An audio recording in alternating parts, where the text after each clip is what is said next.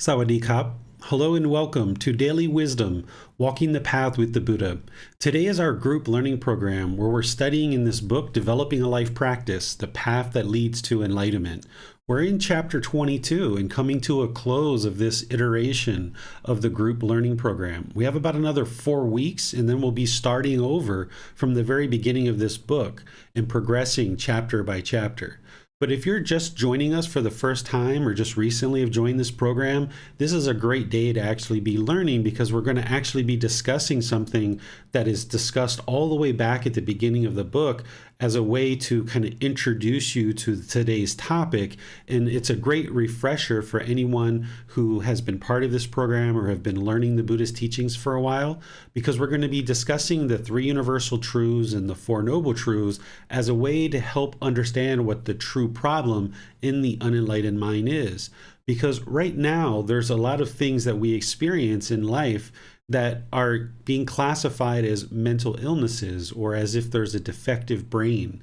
But through understanding the 4 noble truths, you'll be able to understand what the true problem is in the mind, so that then when you understand what the problems are, then you can focus on a real solution and actually solving the problem. As we progress in today's class, it's important to understand that the challenges that we face as human beings with our mental health is 100% real. Human beings experience things like sadness, sorrow, grief, pain, displeasure, anger, frustration, irritation, annoyance, guilt, shame, fear, boredom, loneliness, shyness, all kinds of discontent feelings and others that are experienced in the human mind and really plague our existence, and we really struggle. But it's because we don't understand what we don't understand. It's the ignorance, as the Buddha describes it, not in a derogatory way, but in terms of the unknowing of true reality. So when we have this unknowing of true reality or this ignorance, then we don't understand what's causing the sadness or the anger or the frustration or any of these other feelings that we experience. And in modern times, being in the last 50 to 100 years or so, we're starting to classify these feelings as a mental illness, as if the brain is defective and that's why it's sad or that's why it has anxiety. But what you're going to learn today is part of the 4 Noble Truths, and then when we move into the wider, broader content and the more depth of this chapter, is that you're going to understand that it's not a defective brain that is actually causing this. But in order for you to understand that, you're going to need to make sure you understand the 3 universal truths and the 4 noble truths. So rather than assume that the people who are joining us today in Zoom, Facebook, YouTube, on our podcast and all the other places that we broadcast to, rather than assuming that you understand the way that I teach the 3 universal truths and 4 noble truths, I'm going to spend some time discussing that so that when we go into talking about mental health, a modern day delusion, chapter 22, that you'll have that background and that foundation in which we can explain and you can understand more of what's going on in the unenlightened mind and why these things that we now today might think of as illnesses aren't really truly illnesses. The problem that is being experienced is 100% true. But what we're going to be talking about today is the cause and what's the real cause of this problem. So thank you all for joining for today's class. Like I mentioned, whether you're joining for the first time or you've recently joined the program or whether you've been in this program all the way through, I'd like to just welcome all of you and invite you to ask questions as we go in today's class. You can do that through Facebook, YouTube, or Zoom by putting your question in the comment section. Our moderators will see that and be sure your question gets asked during the class.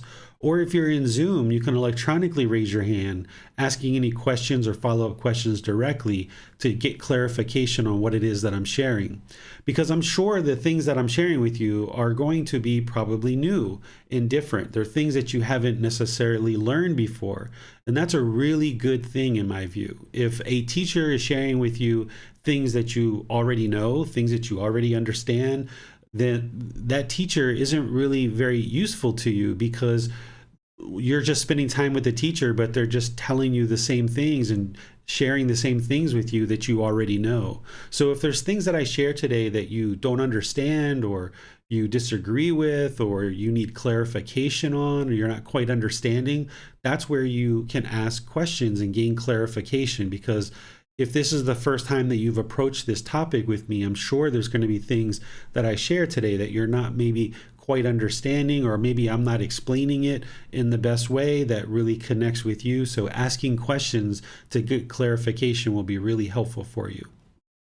So let's talk about the three universal truths. The three universal truths are things that the Buddha taught as foundational teachings as a way to introduce you to the Four Noble Truths. So in order to understand the Four Noble Truths, you will need to understand the three universal truths. And just like everything that I share in this program, in the books that I share, and the in-person teaching that I do, and everywhere that I share these teachings, I always encourage students to never believe anything that I say. It's important. It's amazingly important that you don't believe anything that I say related to any of these teachings at any time, whether it's this class or some future class or anything you see in the books, because belief isn't going to help you to liberate the mind, because liberating the mind requires wisdom. The primary hindrance to the mind experiencing enlightenment is ignorance, or the unknowing of true reality. And the only way to antidote that or transform that is through acquiring wisdom. But you don't acquire wisdom through belief. Belief isn't going to help you understand what's true or false, because you just believe. The way that these teachings work is that you learn with a teacher through various resources in various ways. And then when you learn that content, you gain as much clarity as you can through asking questions and things like that. But then you reflect on those teachings. You start working to independently verify those teachings through your own work. And there again, you might need to reach out and ask for guidance and clarification. And then you start practicing the teachings as part of your daily life. And this is where you start really moving the teachings that you learned and reflected on into your life, and you start practicing, and you start seeing the truth for yourself, that these teachings are indeed the truth. And this is what allows you to acquire wisdom, because you've independently verified what's being shared and you're not believing it. And now with this new wisdom, you're going to make wiser decisions in the world because you've independently verified the teachings. You don't have belief in these teachings, but instead you understand the truth. And that's why we call these the three universal truths, or the Four Noble Truths. Gotama Buddha knew they were the truth. I know that they're the truth, but in order for you to liberate your mind to enlightenment, you have to be able to discover the truth. And you may be able to do that to a certain degree in a class like this, but it's more likely going to take you time outside of class to reflect and start practicing the teachings, so that gradually, slowly but surely, you can see more of the truth. And this is where you'll see the condition of the mind gradually improve, where discontentedness will start to slowly diminish. So as we go in today's class, I will share with you a certain teaching, but then I would like to invite you to, even today in class, to investigate this and ponder this, think this over, reflect on it, and see if it's actually true or not. So this first universal truth of impermanence, this is the universal truth of impermanence, where the Buddha essentially says that everything is constantly changing, that there's no permanent state, that material objects and possessions, our relationships, various thoughts, ideas, states of mind, everything in the world is constantly changing. So like this cup right here that I have, this mug, at one time it wasn't a mug, it was earth, because it's a ceramic mug. At one time it was earth, it was different pigments, it was different things, but it's been compiled and put together to create this mug, and now it's a mug. But at some point, this mug will break, it will fall apart, it will deteriorate. It's not going to permanently be a mug because of the universal truth of impermanence. We know that this possession, this particular object, is not permanent because it arose and then it changes because the color is slowly fading. And then over time, it will be eliminated. It will cease to exist. So this is the universal truth of impermanence, is that you will see things that arise in your life, they will change, and then they will fade away. And you've experienced this with multiple material objects and possessions. You've experienced this with relationships, where relationships are constantly changing and evolving, or friends that you had when you were younger in life, you no longer have those same exact friends today. In some cases, these relationships are constantly changing. Same thing with various thoughts, ideas, and states of mind. All of these things are constantly changing. This is the universal truth of impermanence. But instead of believing this, what you do is you now learn this from what I'm sharing here, or you might have learned this in the book as well. And now you start reflecting on it. And what you try to do is you try to disprove the Buddha. Because if you can find one thing that is permanent, then that means this isn't a universal truth.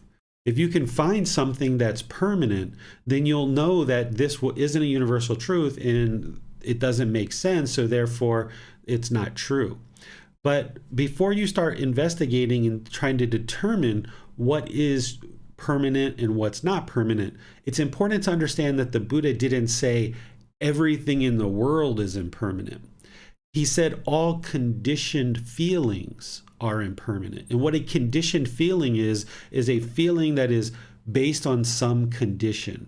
So you'll hear me talk about this in a little bit, where if a feeling of happiness comes into the mind because you're happy that you got a new job, or you're happy that you got a new pair of shoes, or you're happy that you got a new friend, or you're happy because your salary went up and you've got more money, this is a condition. So because this condition of the salary is impermanent, the feeling of happiness is impermanent as well. It's a conditioned feeling. What you're doing as part of this path to enlightenment is you're training the mind to be steady, consistent in this fixed, permanent state of enlightenment. And the way that you do that is you remove the mind basing its inner feelings on some condition. So you go from a conditioned mind, where it's basing its feelings on some condition, to an unconditioned mind, where you've removed all the conditions that are creating the inner feelings, and now the mind can be steady, stable, and consistent, where you're experiencing peacefulness, calm, serenity, and contentedness with joy. It's no longer shaken up when things start changing in the world. But we're going to explain this more as we get into the Four Noble Truths. So now think about this universal truth of impermanence. Is this physical body that you have, that you're inhibiting now, is it permanent? Has it stayed the same your entire life? The answer is no, it's been constantly changing. What about the hair or the nails? Are they the same length all the time, or are they constantly changing? They're constantly changing, right? Because of the universal truth of impermanence. What about your relationships? Have you had exactly the same relationships from when you were younger in life until now? Or have people been coming and going in and out of your life throughout your life, right? They've been coming in and out of your life. That's impermanence. And since we talked about salary and jobs, have you had the same exact salary and job your entire life? Or have things been changing with your occupation and your salary? Things have been changing, right? And what about your teeth? Are your teeth permanent, or have you had different teeth come and go? Have you had different shades of teeth? What about different possessions that you have? Have you had the same car? Have you had the same clothes? Have you had the same shoes? Do you sleep in the same bed every single night your entire life? Or have you slept in different places at different times? Right? These are all just examples of different things that are constantly changing in our life. And this is how you determine that the universal truth of impermanence is the truth. You don't believe it, but you investigate it and reflect on it and see the truth for yourself. And if you don't have this yet really soaked into the mind, then you spend the next few days just walking around and looking in the world to see, is this truly a universal truth? When you go outside and you look up at the trees, you see green leaves in the tree, you see brown leaves on the ground, that's impermanence. Or you see no leaves at all in the tree. And then in a couple of months, you'll start seeing leaves again. Or you go outside of your house and you see mountains of snow. And then you go out the next day and you see more snow. And then you go out in a few months from now and you see no snow and it's slowly melting. This is all impermanence. So the more you understand the universal truth of impermanence through observing the natural environment around you, then it gets soaked into the mind and you deeply understand impermanence, which is important to understand the Four Noble Truths. So if you have questions on this, I'm going to pause at the end of the three universal truths and allow you to ask any questions that you like, so that if you feel that something is permanent, you can mention that and I can help you to look at it more closely. The second universal truth is called the universal truth of discontentedness. Here, some people refer to this as suffering, but I don't use the word suffering, and I'll explain to you why as we go here. I use the word discontent, discontented, or discontentedness. And when the Buddha describes this, he describes three feelings that the unenlightened mind is going to experience. It's going to experience pleasant feelings like happiness, excitement, elation, thrill, exhilaration, euphoria. The unenlightened mind is going to experience painful feelings like sadness, anger, frustration, irritation, annoyance, guilt, shame, fear, stress, anxiety. All of these are very painful. And then there's this third one, which is neither painful nor pleasant. This is like boredom or loneliness, melancholy, shyness, displeased, uncomfortable, or unsatisfied. Now, some people say that boredom and loneliness is quite painful for them, and that's understandable. You can put that into that category. These are just things that I came up with in terms of assigning certain feelings to the individual discontent feelings that the Buddha talks about, which is pleasant feelings, painful feelings, and feelings that are neither painful nor pleasant. These are the three feelings that the Buddha says that an unenlightened mind is going to experience. So now that you understand this pleasant feeling, painful feeling, neither painful nor pleasant, and the Buddha is saying this is a universal truth that all unenlightened minds are going to experience this. Well, what you do is you try to once again disprove the Buddha. That's how you investigate this. You start reflecting on it and seeing the truth for yourself. If you have any feelings that you experience in this life that doesn't fit into one of these three categories, then it's not a universal truth. So you start thinking about different feelings that you may have encountered as you go through life. And if you can't fit them into one of these three categories, then it's not a universal truth. But as you see here, the way that the Buddha explains this, he has pleasant feelings, painful feelings, and then there's kind of like this catch-all, which is neither painful nor pleasant. I think shyness is a really good example of this one, where it's not pleasant to feel shyness. It's not painful. It's just kind of uncomfortable. Or if your culture is used to having a certain physical space and distance between people, if you sat on a bus or any other public transportation and somebody that you didn't know came and sat really, really close to you and their body was maybe touching your body, it's not pleasant maybe for the mind. It's not painful for the mind. It's kind of like uncomfortable, right? Because you're not used to that. The mind is kind of dissatisfied.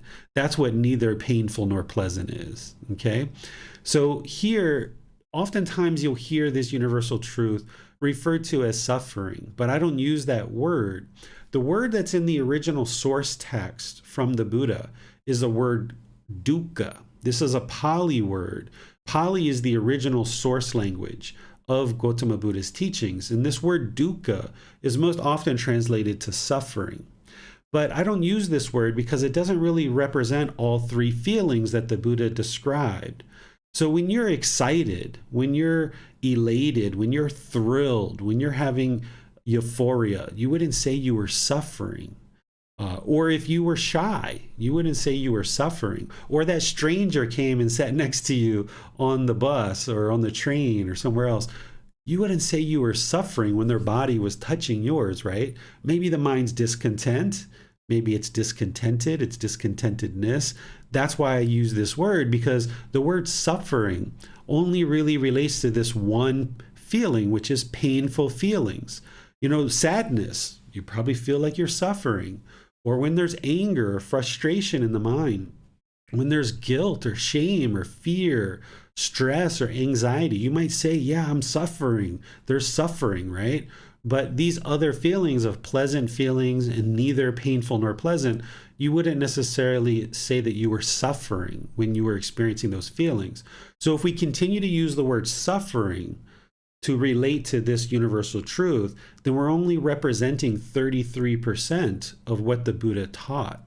And that means we're missing 66% of the understanding of what it is that the Buddha was teaching. So by no longer using that word and instead using discontent, discontented, or discontentedness, then we represent the full range of what the Buddha is talking about when he's talking about this universal truth of discontentedness, that we understand it's these conditioned pleasant feelings. It's these conditioned painful feelings, these conditioned feelings that are neither painful nor pleasant. So as an enlightened being, they're not going to experience these conditioned pleasant feelings. They're still going to have joy in the mind, but it's not going to arise, it's not going to change, and it's not going to fade away. That's what a conditioned feeling does. That's why when you've experienced happiness, it's not permanent. Because every time you experience happiness, it's based on some condition. So it arises, it changes, and then it fades away. But an enlightened mind is going to just have permanent joy, where it's just always there. They wake up all day long, and when they go to sleep, there's just always joy in the mind. It doesn't arise, it doesn't change, and it doesn't fade away. It's unconditioned. There's no condition that created the joy. So therefore, it never fades away. But when you have conditioned pleasant feelings, that's why they fade away, is because they're based on some condition, and that condition is not permanent because of impermanence. So using this word discontentedness will help us to better understand what the Buddha was talking about with this universal truth. This third universal truth of non-self, it's something that I introduce to people when they first start learning, but then you normally have to revisit it multiple times to really understand it and soak it into the mind, and then start practicing it in a way that you can do what's called realizing non-self. What the universal truth of non-self is the Buddha is explaining to us how the unenlightened mind is going to falsely identify with this self-image in the self-identity that's in the mind as being who you are as a person. That the unenlightened mind mistakenly believes, falsely understands, it has this misperception that this physical body is you, or that the identification in the mind, like I am a dad, I am a Buddhist teacher, I am American, I am whatever, right? All these I am, with all of those things in the mind, then the mind can easily be shaken up. Because if I thought I am a Buddhist teacher, now if somebody talks negatively about Buddhist teachers, then the mind gets shaken up because that person's talking about me. Or if you have, and you're grabbing onto this physical body, thinking that this physical body is you, then if somebody says, you know, everyone who wears a white shirt and has a shaved head is an idiot. They're so foolish. Well, if I think that that's who I am as a person, and this physical body is a representation of me, when I hear that disagreeable speech, then the mind's going to be shaken up by it. And what the Buddha is saying as part of the universal truth of non-self is he's saying there is no permanent self. That this physical body is just the physical body. It's not you. It's not who you are.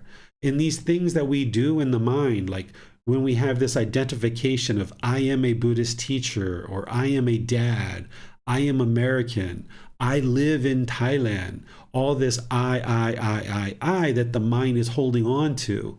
Well, what the Buddha is saying is that's not who you are as a person. Essentially, what he's saying is these are things that we do, these are roles that we fulfill, these are activities that we are involved in, but that doesn't define who you are as a person. You can see this happen with people who maybe have been a doctor or a lawyer or any other occupation their whole life, even a tow truck driver. and they feel that I am a tow truck driver. And then 30 years, 40 years in, they retire, or maybe they get some injury, they can no longer do that job, and now they feel like less of a person because they identify with being a tow truck driver, or they identify with being a doctor or a nurse or an engineer or any other occupation. Because the mind doesn't understand this impermanence, that you can't permanently be a tow truck driver. You can't permanently be a doctor or an engineer. So now if the mind grabs onto it, thinking that that's who you are as a person, when these things start to change and shift, now you feel like less of a person and your mind's discontent. You might have even experienced this when you were in a relationship with somebody. If you were in a relationship with a significant other, either as a boyfriend and girlfriend or husband and wife, and you identified with being a wife, or you identify with being a husband, or you identify with being a boyfriend or a girlfriend, when that relationship ended, there was a certain part of you that maybe wanted to reach out and get another boyfriend or another girlfriend right away, because you felt like part of your identity was gone, of who you are as a person. But this universal truth of non-self, the Buddha is explaining, that's not who you are. There is no permanent self.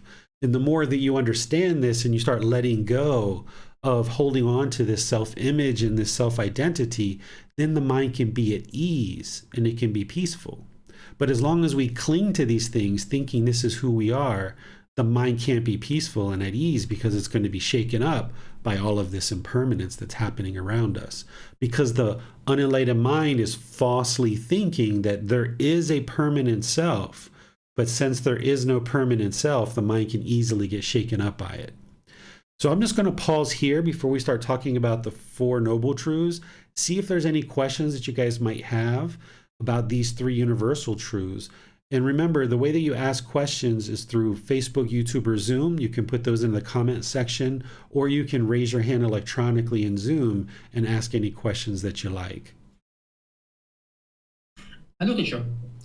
As for the first universal truth, I work as an English teacher from maybe 10, 11 years until now. Is this a kind of permanence? No, because it's only been the last 10 or 12 years, right? Prior to that, you were doing something else, and you're not always going to be an English teacher. At some point, this will change. Even if you work for the rest of your life as an English teacher, at some point, you're going to no longer work as an English teacher.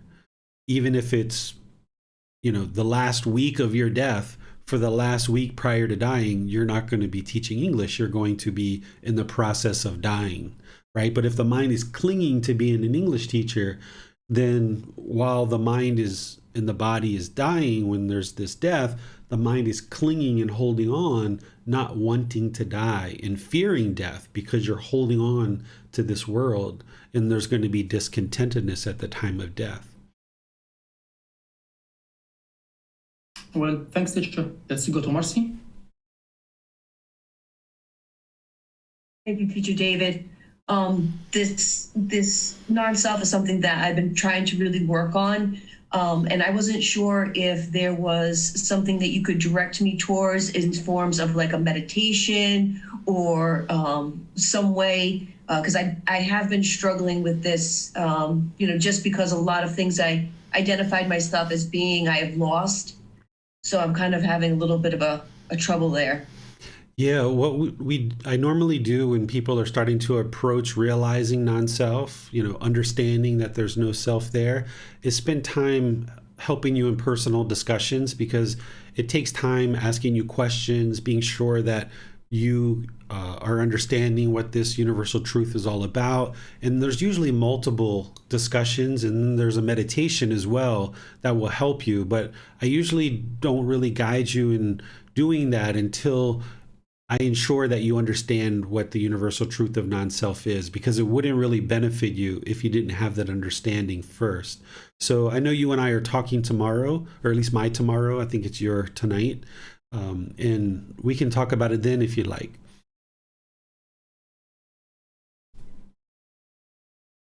Well, on Zoom, we have a question from Jan. She writes, how would you recommend we understand feeling calm? Would this be a conditioned feeling if we feel discontent when calmness ends? Or could this be unconditioned if we don't feel attached to feeling calm? We just notice when we are and when we are not without discontentedness. Yeah, right now the calm is impermanent because there's conditions in the mind that are creating the stress or the anxiety or other things like this. But when you eliminate all those conditions that are causing those things, that's where the mind can maintain its calmness permanently because there's nothing there shaking it up. So an enlightened being isn't going to experience that shaking up. Their mind's always going to be calm and steady and stable because all the conditions, all the pollution, the taints, the fetters have been removed. So there's nothing there to create an unsteady or uncalm mind.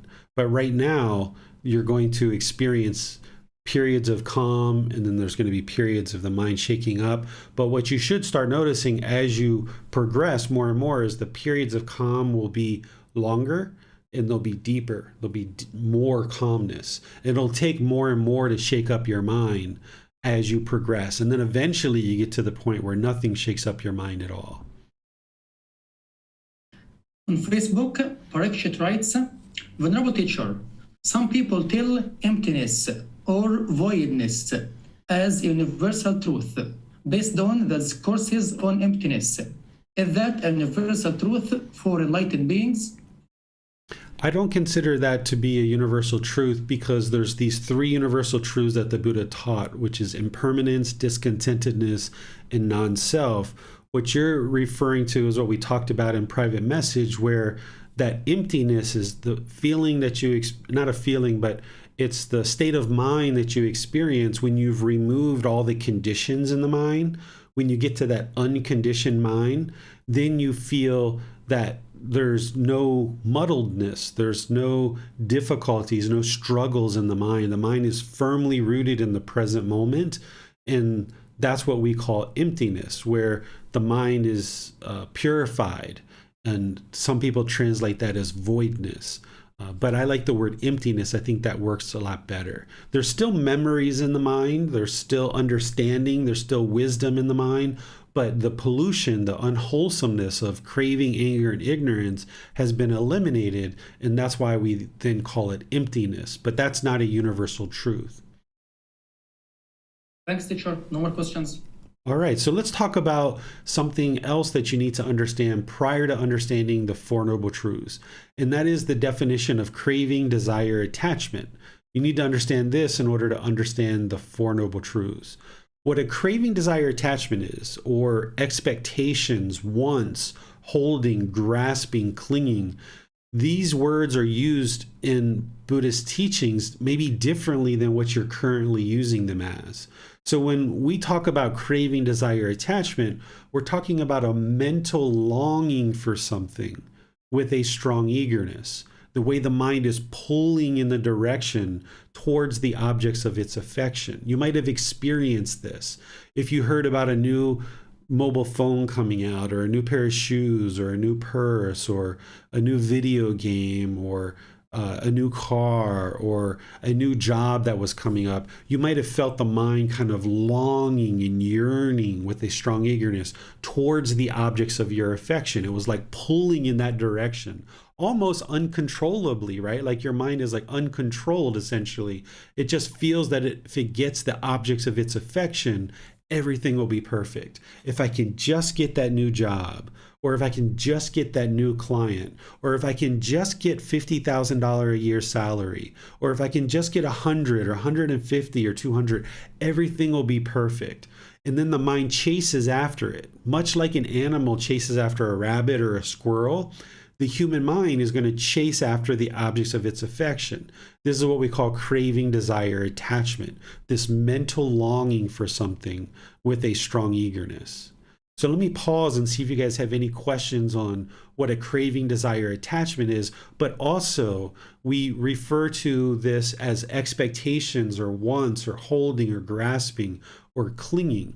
You know, in the unenlightened mind, we oftentimes think like expectations are normal, But what an expectation is it's a mental longing for something. The mind wants the objects of its affection. It has some expectation, or it wants something. It has this object of its affection. So I'd like to just see if you guys have any questions on this before we move into the Four Noble Truths. Well, is craving, desires, attachment is the motivation for creativity or new inventions? We can actually pursue things in life as a goal, an objective, or an interest. We don't need to have this mental longing, because when we have this mental longing where we want something so badly, this is often motivated by our own selfish desires. And then what you're going to see in the Four Noble Truths is when we don't get the objects of our affection, that's when these painful feelings arise. We start being angry or sad or frustrated or having other difficult emotions and feelings because of the objects of our affections. The mind isn't being satisfied, so therefore there's these discontent feelings that arise in the mind. So we can be creative, we can pursue goals and objectives in life without craving, desire, attachment. If you think about the Buddha 2,500 years ago, he had a goal, he had an interest, he had an objective to share these teachings with the world. And he was very successful at that. Here we are 2,500 years later, still talking about this man's teachings.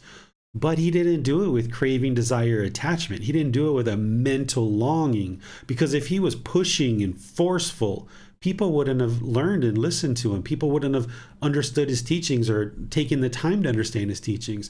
And he wouldn't have been successful in sharing them, because he has this mental longing in order to share his teachings in the world. Instead, he did it as a goal, an objective, and an interest, and gradually, slowly but surely, he shared his teachings into the world.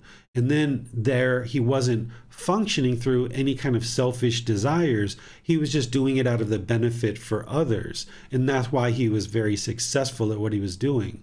So if we have a career or a certain occupation, or we have an interest to have a wholesome family and have peacefulness and harmony in our household, when we pursue that with an objective, a goal, or an interest, we'll be much more successful. When we're doing it with craving, desire, attachment, that's when we actually start causing a lot of problems in our life, in the life of others as well. Thanks, teacher. No more questions. All right, so now discussing the Four Noble Truths. The Four Noble Truths are discussed by the Buddha in the way that he describes them. And then you'll see different people kind of explain them through their own words. In this book, Developing a Life Practice, The Path That Leads to Enlightenment, and some of the other volumes as well, I have the words of the Buddha of exactly how he described the Four Noble Truths. In chapter 4, you'll see it in there. But here, what I do is I share it in a way that makes it very accessible for a beginning learner to understand the Four Noble Truths, so that you can learn, reflect, and practice them in a way that will help you to kind of bring your practice and kind of initiate it and develop this foundation of understanding what's really truly causing the problems and what are the solutions to those problems in the unenlightened mind. So here, what I'm going to share with you is the way that I describe these Four Noble Truths. And then as you progress in your practice, you might actually decide to explore and investigate how the Buddha taught them, because there's additional insight there that you can glean from the actual words of the Buddha. This is one of the rare situations where I actually use my words to introduce you to something, because I think it will help you a lot better. So the first noble truth I shared as everyone that is unenlightened will experience discontentedness. So if you experience those conditioned pleasant feelings, painful feelings, and feelings that are neither painful nor pleasant, then you know that your mind is currently unenlightened. So if you experience that happiness, excitement, elation, thrill, euphoria, that's a conditioned feeling. The mind is discontent. It's uncalm. It's unsteady. If you experience sadness, anger, frustration, guilt, shame, and fear, you know that your mind is unenlightened because it's experiencing discontentedness.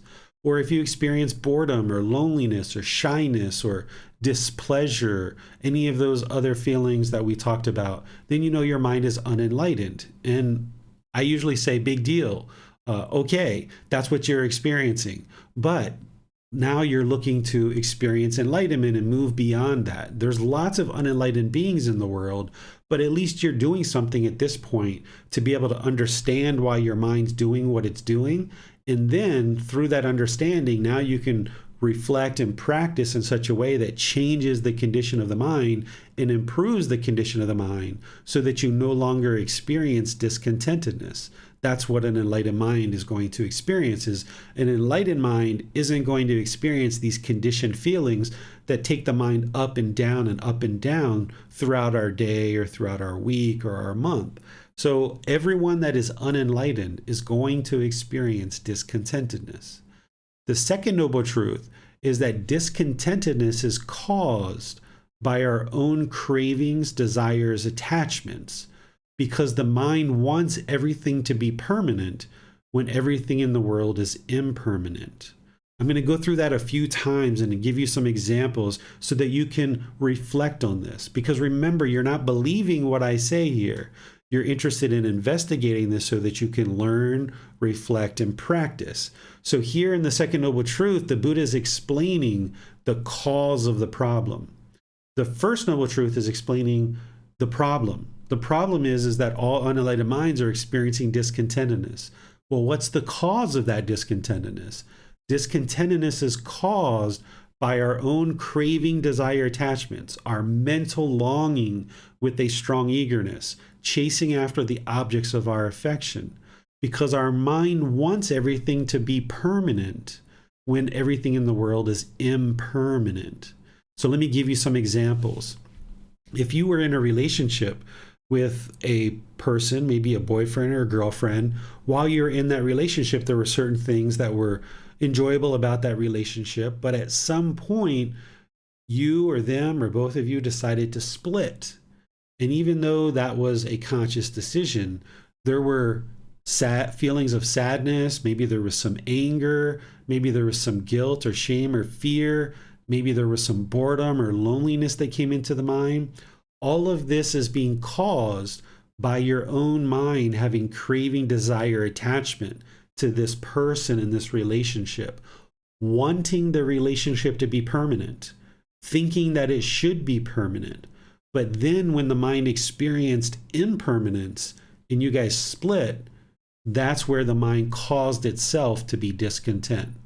Because it was craving, it was yearning, it was longing, wanting this relationship to be permanent, but it didn't understand impermanence. So when this relationship was over, that's when the mind experienced discontentedness. And of course, there was discontentedness during the relationship probably as well, based on other things.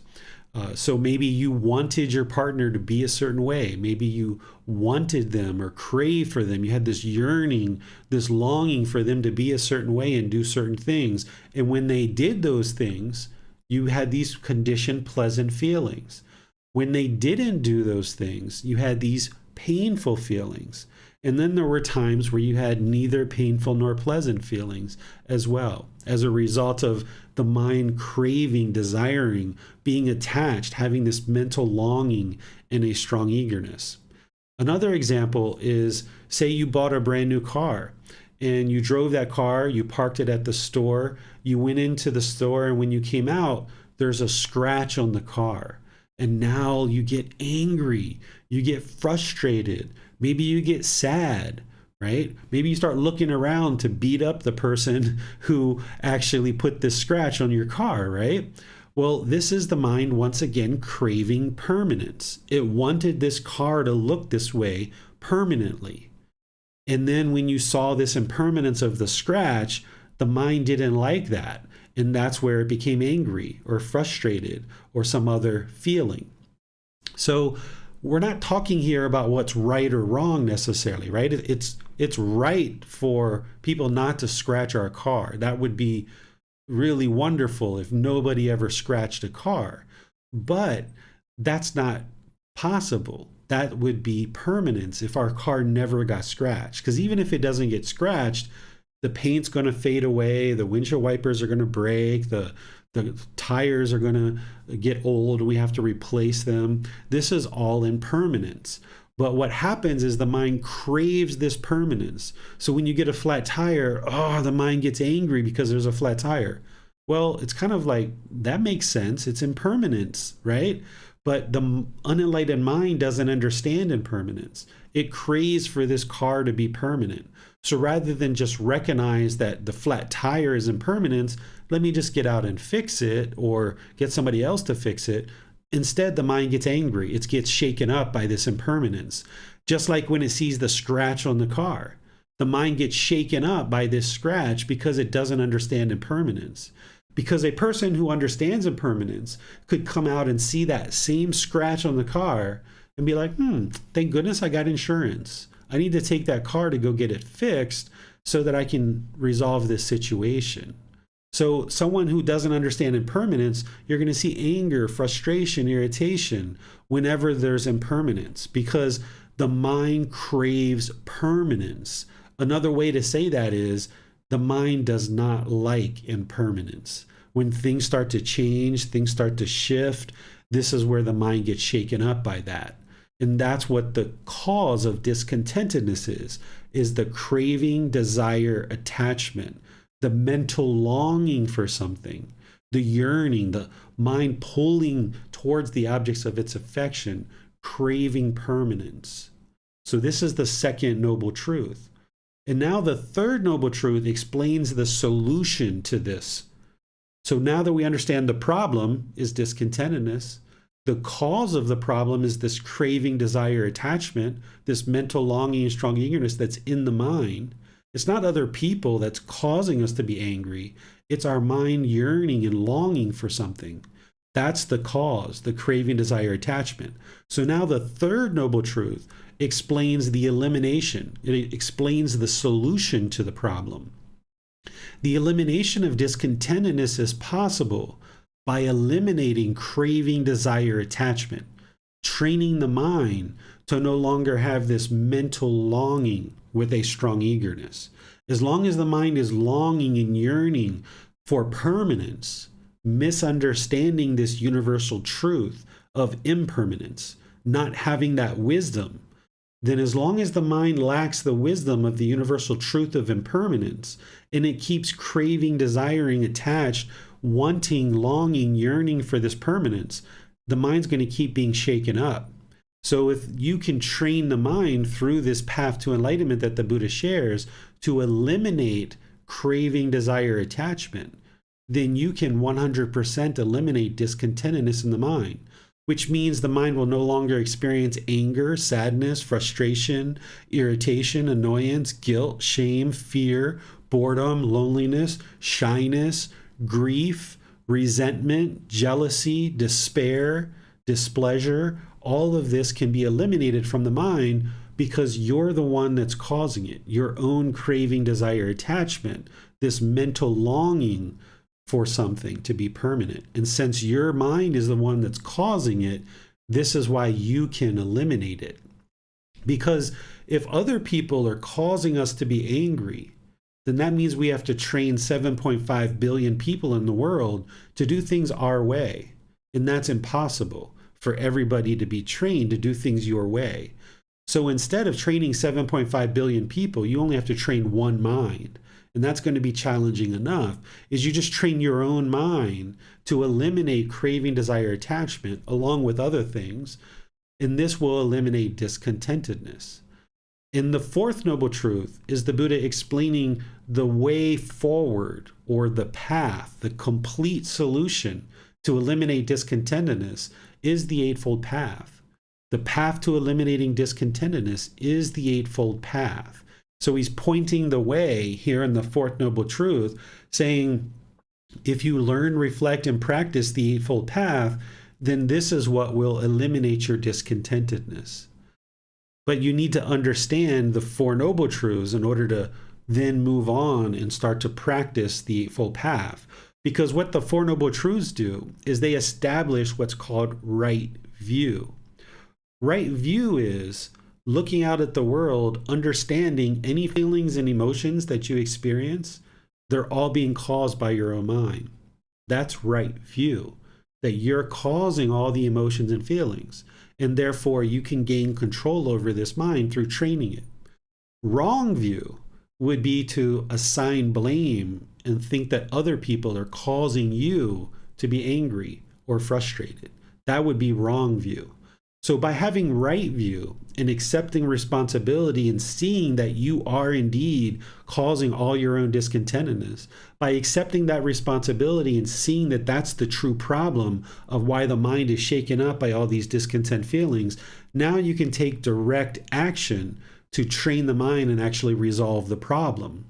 And part of this problem that we start to understand in the Four Noble Truths is that we've kind of been taught our whole life that the goal of life is to be happy. Just be happy. Everybody wants you to be happy. You want to be happy. Everybody wants you to be happy. And we're oftentimes taught that chasing after wealth or material possessions is what's going to create happiness, or having the job of our dreams, or having a certain salary or income, or having a certain partner that looks a certain way and functions a certain way. These external things are somehow going to bring us lasting happiness. But what you understand through the Four Noble Truths is that we've been misled our entire life. Because of this ignorance and this unknowing of true reality, the vast majority of the world doesn't understand that the true cause of unhappiness is the craving, desire, attachment. So as long as the mind wants to be happy and it has this yearning and this longing for happiness, and it's going around trying to acquire wealth or possessions or a job title or a certain partner or what have you, as long as it keeps trying to find its happiness in these things, it's going to continue to be unhappy. Because these feelings of happiness, you might get those pleasant feelings initially when you get a certain income or you get a certain job or you get a certain object of your affection. You're going to get those temporary happy feelings, but then they're going to fade away. This is why you haven't been able to accomplish permanent happiness, because you're trying to create permanent happiness through acquiring some material possession or some job or some income or some salary or some car or house or something like this. These things are impermanent, and therefore they can't create lasting satisfaction. They can't create permanent inner fulfillment because they are themselves impermanent. And as long as you base your inner feelings on these impermanent conditions, then that feeling of happiness or excitement that you get, it's going to fade away. It's going to be impermanent, just like the condition that you're basing it on.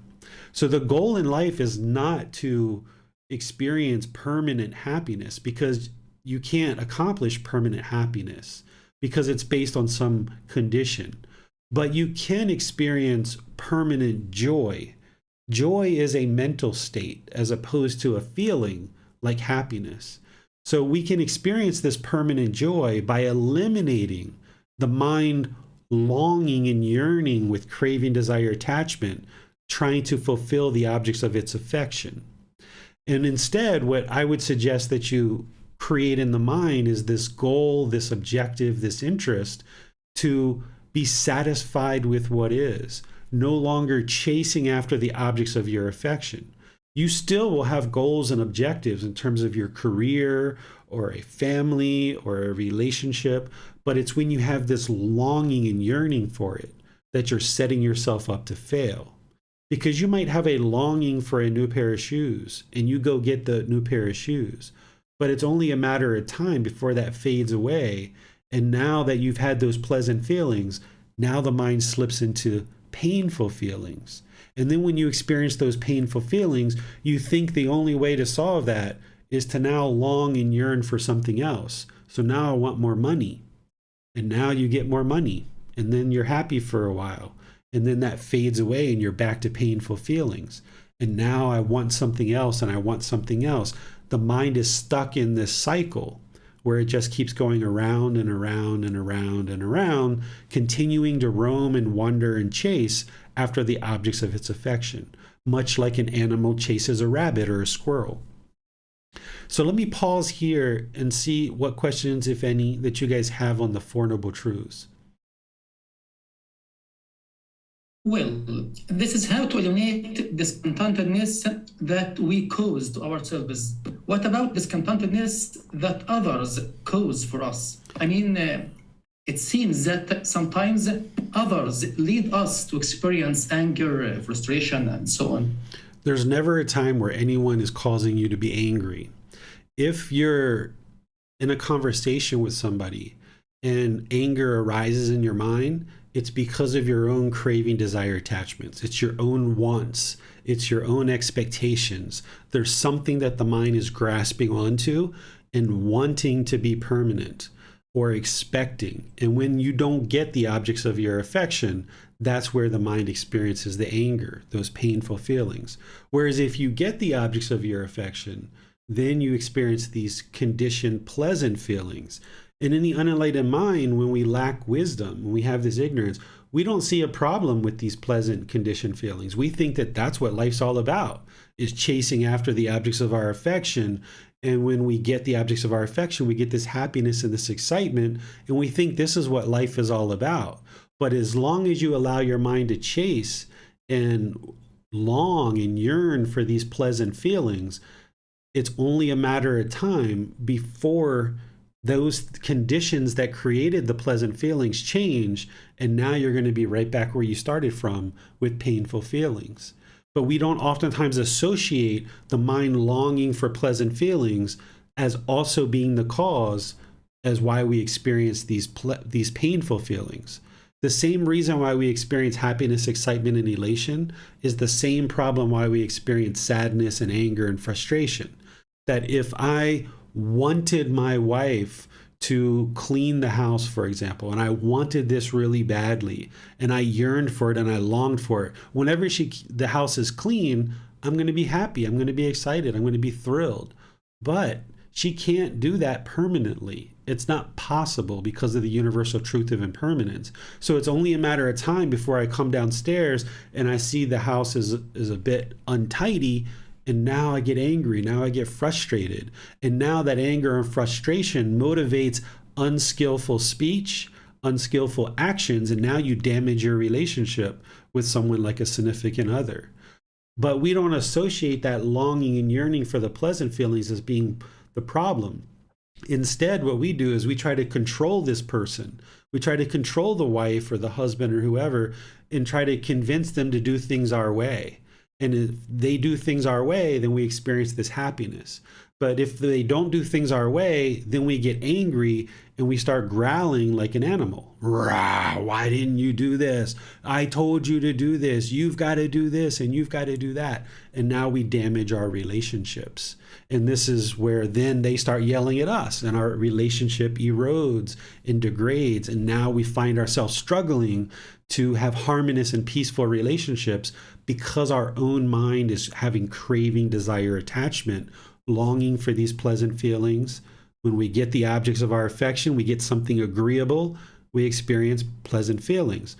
When something disagreeable occurs, then we experience these painful feelings. And the mind just keeps oscillating back and forth.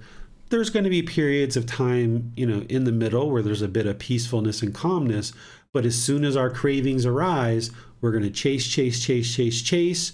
If we get the objects of our affection, pleasant feelings, but then those are going to fade. If we don't get the objects of our affection, painful feelings, and now we're highly discontent. But we don't associate oftentimes those conditioned pleasant feelings as also discontent. Because if you've ever experienced happiness, excitement, and elation, maybe you twisted your ankle, or you dropped your phone, or you jumped up and down and hit your head, or other things like this. This is what happens when our mind is shaken up. That mind that is shaken up, that's unsteady, that's uncalm, that's pleasant feelings as well. Same thing as painful feelings, and neither painful nor pleasant. So when you start viewing the world through right view, then you realize you're causing all of these feelings yourself, and they're not permanent. The goal would be to get to a permanent mental state of enlightenment where the mind is peaceful, calm, serene, and content with joy permanently, no longer being shaken up by all these different things that are happening because of impermanence. Yeah. On YouTube, Susan writes, craving desire attachment is ultimately to feed this identity, right? Do non-self must be understood to stop feeding all this? Partially, yes, but there's other craving desire attachments as well. So, in order to get to enlightenment, you have to eliminate all the 10 fetters, which bubble up to what's called the three poisons of craving, anger, and ignorance, or we also call them the three unwholesome roots or the three fires. But it's the 10 fetters that explain the individual 10 problems in the mind. But we can also have craving desire attachments like, let's talk about the world. Someone might have craving for no animals to ever get hurt. That's a pretty wholesome thing, right? Like you would think like, okay, no animals ever getting hurt, like this is like a wholesome thing. But if you have a yearning, a longing, this is a craving desire attachment, it's going to cause discontentedness when you see animals in the world getting hurt. Or if you expect the world to be completely at peace, then when there's a country attacking another country in a war, your mind gets shaken up by that because of the impermanence. You don't like that. Now, it would be wise for all of us to live in harmony and peace together and not fight and kill each other and do things like this. That's a wholesome thing. But as long as the mind has this yearning and this longing, this object of our affection, not understanding impermanence, then when you see fighting, that's where the mind's going to be shaken up by it because it doesn't understand the universal truth of impermanence. So oftentimes when we're learning traditions and we're learning teachings, we think about what's right and what's wrong. And there's all these rules and all these beliefs. That's not what the Buddha did. The Buddha didn't create a religion. He shared teachings that are guiding you to understand the natural laws of existence. He's explaining to you why your mind does what it does. He explains to you why things happen in the world the way that they do, because it's a real struggle and very difficult to exist in a world that you don't understand. So when you understand the natural laws of existence and why things happen in the world the way they do, and you understand how your mind functions, now you can be at ease and you can be peaceful because you understand why things are happening the way they do because of the wisdom that you have in the mind. But as long as the mind has this ignorance and this unknowing of true reality, when you see things like animals being injured or wars that happen, you're going to be shaken up by that because of the impermanence, and the mind is craving something. So even if you crave to be loved, that's going to cause discontentedness in the mind. So it's not that you're a bad person for wanting to see peace in the world. It's not that you're a bad person that you would like to see animals being unharmed and being taken care of. But the Buddha is explaining here in the Four Noble Truths that as long as you have mental longing and a strong eagerness, your mind is not in the middle. So if you're craving and yearning and longing for everything in the world to be perfect, when things aren't the way you want, your mind's going to be shaken up. But also if you're over here where you're indifferent and you could care less about what's going on in the world, your mind's going to be shaken up there too.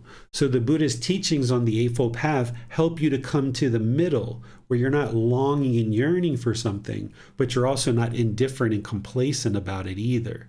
And that's where your practice comes in, is learning how to practice in such a way that you can be in the middle. Thanks, teacher. No more questions. All right. So now let's talk about the topic that we had planned, or this next piece that I was just showing you, the Eightfold Path, to help you understand the Eightfold Path, that this is the path to enlightenment, understanding right view, and then of course, understanding right intentions, right speech, right actions, right livelihood, right effort, right mindfulness, and right concentration. That's what this program in the group learning program is all about, is helping you to understand this path where you have wisdom, moral conduct, and mental discipline, where you can now control the mind.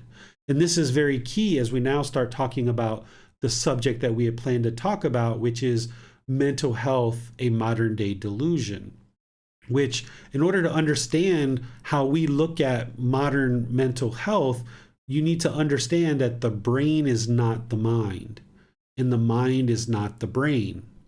because through modern mental health, we tend to treat the brain, but the mind is what we're talking about in these teachings, is training the mind.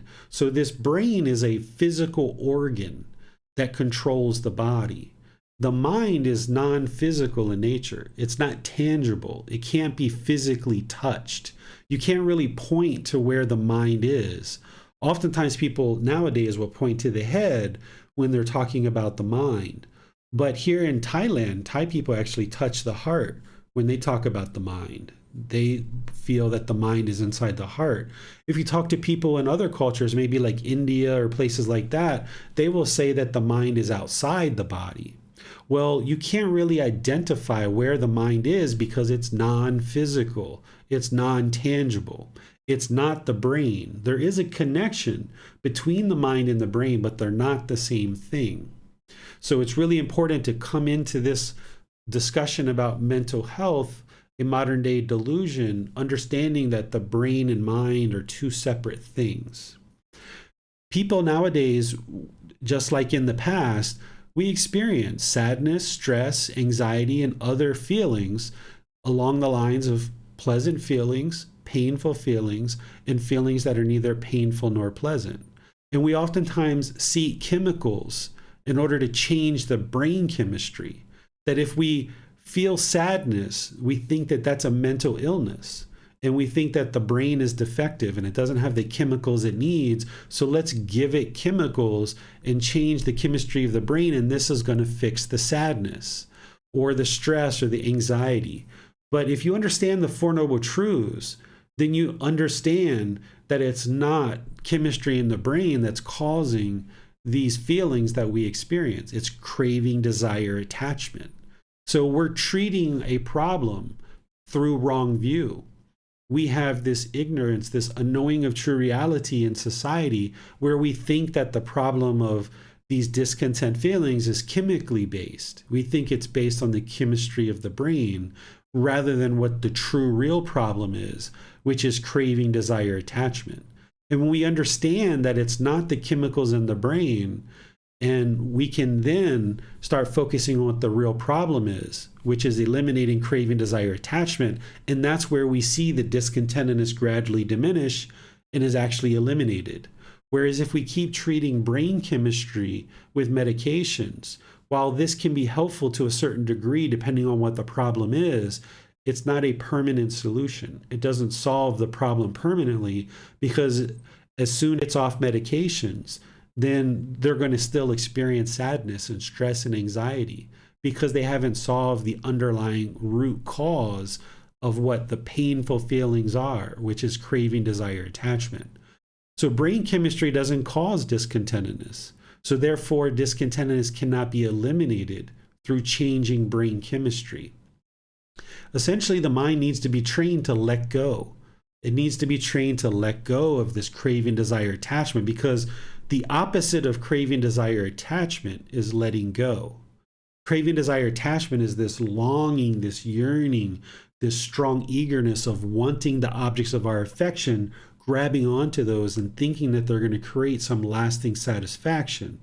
But if we can train the mind to let go, that in this example that I gave about if I wanted my wife to keep the house perfectly spotless at all times, if I let that go and realize that it's not possible for anybody to keep their house spotless at all times, it's not possible. So by letting that go and realize that sometimes the house is going to be a little bit cleaner, other times it's not, it's going to have a little bit of, untidiness or dust here and there, then you can reside peaceful, calm, serene, and content with joy. Because if the mind craves for the house to be permanently tidy and permanently clean, then there's going to be a situation where that doesn't occur because of impermanence. So as long as we hold on to that really tightly, wanting the house to be clean, then the mind's going to be shaken up whenever the impermanence happens. Or if we hold on to the car, wanting the car to always look the same with no scratches, then the mind's going to be shaken up. Or if we hold on to the relationship, thinking that we have to hold on to this person, then we're going to sabotage our relationships and we're going to crush it. And we're going to experience these pleasant feelings when we're with this person, We're going to experience painful feelings when we're away from this person.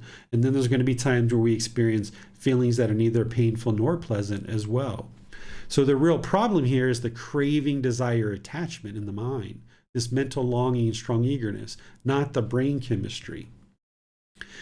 Examples of things that you might have come across in terms of symptoms that are labeled as mental illness is if you were a child and you had certain childhood trauma and the mind experiences sadness or painful feelings as a result of this childhood trauma. This is the mind that is holding on and clinging to memories and things that happened in the past. And now in the present moment, the mind isn't content. It isn't peaceful. Awesome. If you can change the slide. So as a child, if we have this experience of being yelled at or beat by our parents or maybe sexually abused, or if we have some kind of bully in our school and those things have happened to us as a child, the mind will have a tendency to hold on to these things. And now in the present moment, there might be fear that's in the mind, or there might be resentment that's in the mind based on these past experiences that the mind is holding on to. Here, this is the mind when it's craving permanence. It holds on to these memories of the past, thinking that these things are going to maybe reoccur. And this is where the fear comes into the mind. There's also things like bipolar disorder, if you've ever heard of this one. What the symptoms of bipolar disorder are, there's many, but some of them, what you experience is the mind goes up into this really excited state, which is usually referred to as mania. And then at some point, the mind will come down into more of a depressive or a sad state. And then during this time, the mind might have these cravings for shopping or sex or to be have approval or self-worth or respect or things like this. And the mind kind of goes up and down throughout maybe the day or weeks or months. And this bipolar, they call it bi because it's two. It goes up to excitement and down to sadness. But what this is pleasant feelings of happiness, excitement, elation. The mind is craving and yearning and longing, chasing after the objects of its affection, and it's chasing. Oftentimes, people that have mania will have problems with gambling or shopping or sex addictions or drug addictions and things like this because it's chasing after these pleasant feelings. And then they'll do that enough that the mind will then crash and go into this depression or this sadness or these painful feelings because it can't maintain chasing after the objects of its affection through this craving permanently. It's not possible. So the mind is conditioned to believe that it's a chemical imbalance in the mind, or a chemical imbalance in the brain that is the source of the problem. We think in what people will oftentimes tell us is that we have a defective brain, and that the solution is pharmaceuticals, and that's what's going to treat us, and that's what's going to fix the problem. Is if we introduce medication, it will stabilize the chemistry in the brain, and now we won't experience that up and down. But this is wrong view. This is not understanding the true problem is craving, desire, attachment, the mind chasing after pleasant feelings, chasing after the objects of its affection. When it can't get those permanently, then it crashes into sadness or despair. What the true source of the problem is this craving, desire, attachment, this untrained mind that leads to unwholesome intentions, speech, and actions. See, a person who is oftentimes labeled as mentally ill doesn't really conform to what society thinks as a person should behave in terms of their intentions, speech, and actions. And then there's this medicine that's introduced, and it's said that, okay, this medicine is going to maybe change the intention, speech, and actions of this person. But a piece of medicine, a chemical, can't change our intention, speech, and actions. The only thing that can change that is training. The mind, if it's untrained, it'll be shaken up. It'll lack the wisdom.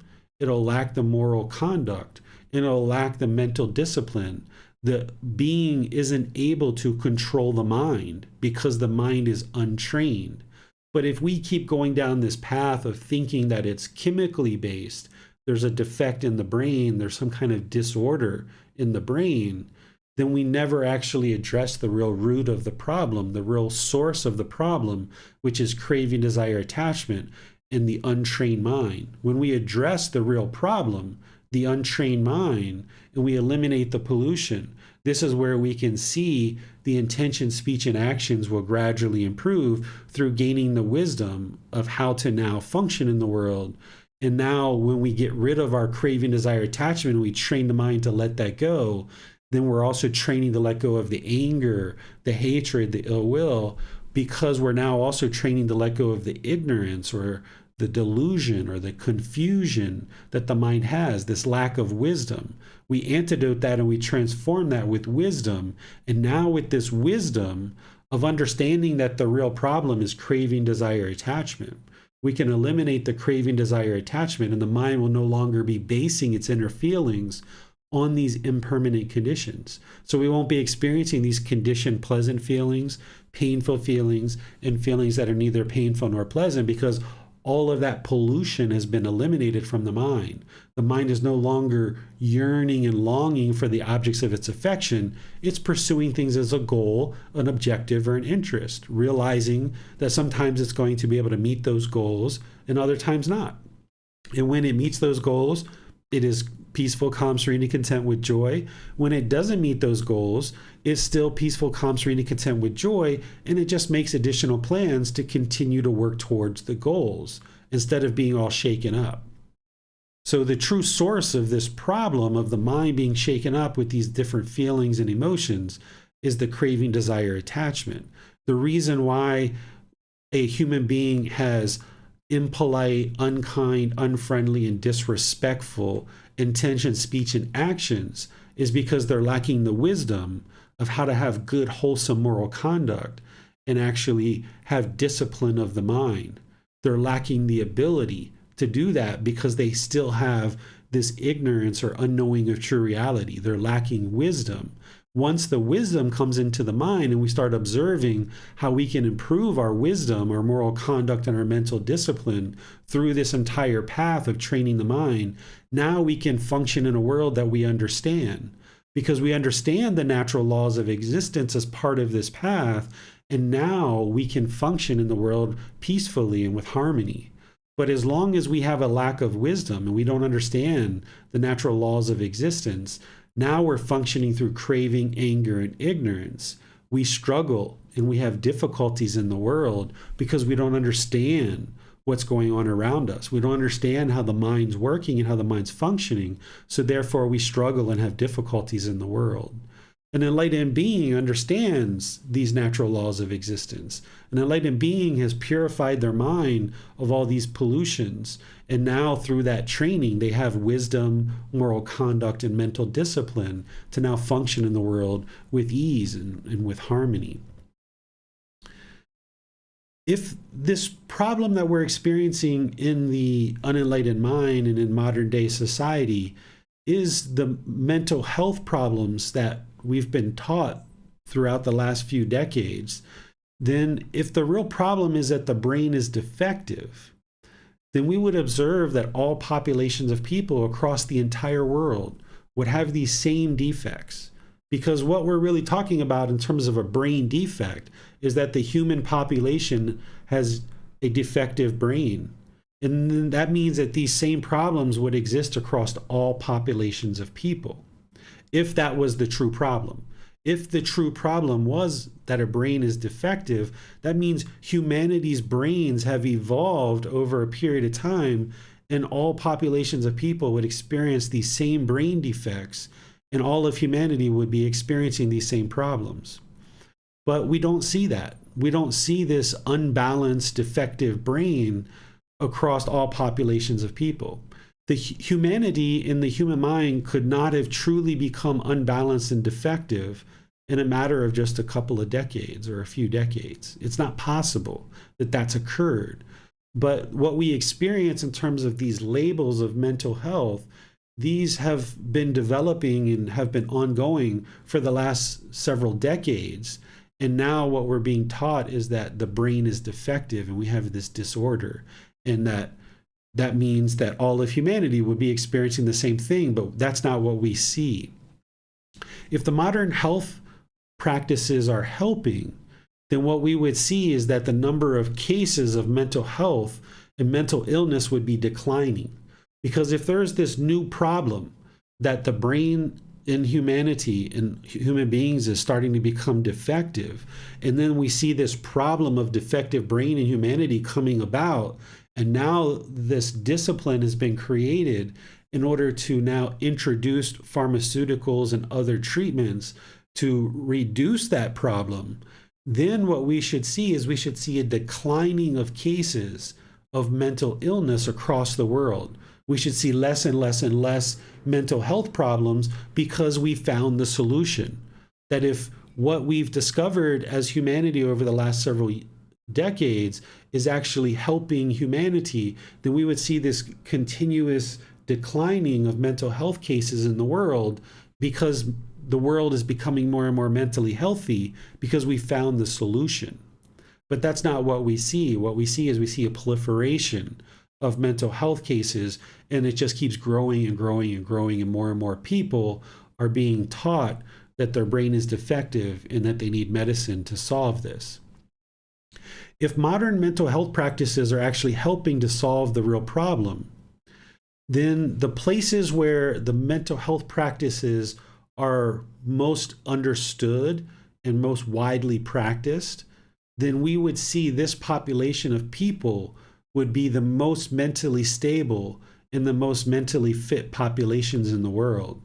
So places like the United States of America or the UK or Australia, places like this are the ones that are practicing a lot of this modern mental health the most. And if this is actually the truth and these modern mental health practices are actually helping, then these populations of people would have the most stable mind. They would have the most fit mind in all of the world. We would see lots of stability of mind. We wouldn't see anger. We wouldn't see frustration. We wouldn't see irritation. We wouldn't see guilt and shame and fear.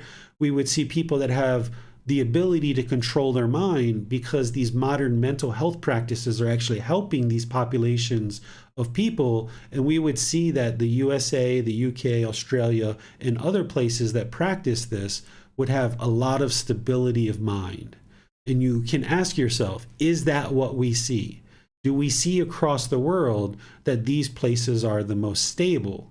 Because those are the places that are practicing this approach to mental health the most by introducing things like pharmaceuticals and other things. What we actually see is we see that Western cultures don't understand and don't practice things like the three universal truths, the Four Noble Truths, the Eightfold Path, and others. So this is the reason why we see so many challenges in certain parts of the world, because when there's craving, desire, attachment, when there's anger, hatred, and ill will, when there's this ignorance, this unknowing of true reality, then the world's going to be very shaken up, and a population of people is going to be very shaken up. In a place where they understand the three universal truths, the Four Noble Truths, and the Eightfold Path, and people are actually practicing it closely, you'll see that there's lots of peace, there's lots of calm, there's lots of serenity, there's contentedness and joy. Here in Thailand, Thailand is considered to be one of the largest, or actually the largest practitioners, the largest population of people that are practicing the Buddhist teachings. 95% of the population here is practicing the Buddhist teachings. And while the average Thai person wouldn't be able to explain to you the Four Noble Truths, it's been part of their culture for the last 800 to 1200 years. So it's really permeating in their culture, and they learn these teachings growing up as a child. And what you see here is you see a lot of peacefulness, a lot of calmness, serenity, contentedness, and joy. In fact, Thailand has earned the nickname of the land of smiles. They call Thailand the land of smiles because people walk around smiling all the time, because the mind isn't polluted with this craving, desire, attachment to the degree that we see in other cultures. So therefore, you walk around with a smile because you're always content, you're always peaceful, you're always joyful, because your mind doesn't want and crave and long and yearn for something, right? So in Western cultures, what we can do is we can bring in these Buddhist teachings through our own practice, just through our own learning, our own reflection, and our own practice, and we can discover the truth for ourselves that these teachings are gradually moving towards improving the condition of the mind. And that's where you'll see the discontentedness gradually diminishing. You'll know the truth for yourself that these teachings and practices are working to improve the condition of the mind. As somebody learns these teachings and practices, the mind becomes more and more well-trained. The mind becomes more stable. This is where, as you gradually work towards training the mind, you might actually choose to reduce or eliminate medications. It's up to you. It's your choice. I'm not sharing that you should. I'm not telling you to go out and do that today. Instead, in this chapter, I explain that it's probably something you would like to work on. You would like to develop your practice, but then in consultation with your doctor and or your family, you might choose to gradually eliminate your medication as you see the stability of your mind starting to take hold. This isn't something you would like to do right away when you first start practicing. But as you get going in this path, 6 months, a year into it, maybe longer, or maybe shorter, you might choose to start reducing and cutting back and ultimately eliminating your medication, realizing that you can do that safely when the mind is actually well trained. The other option would be to continue to take medication and continue to do these things that you continue to believe that your mind is defective or that the brain is defective, and that you have this disorder and you're sick.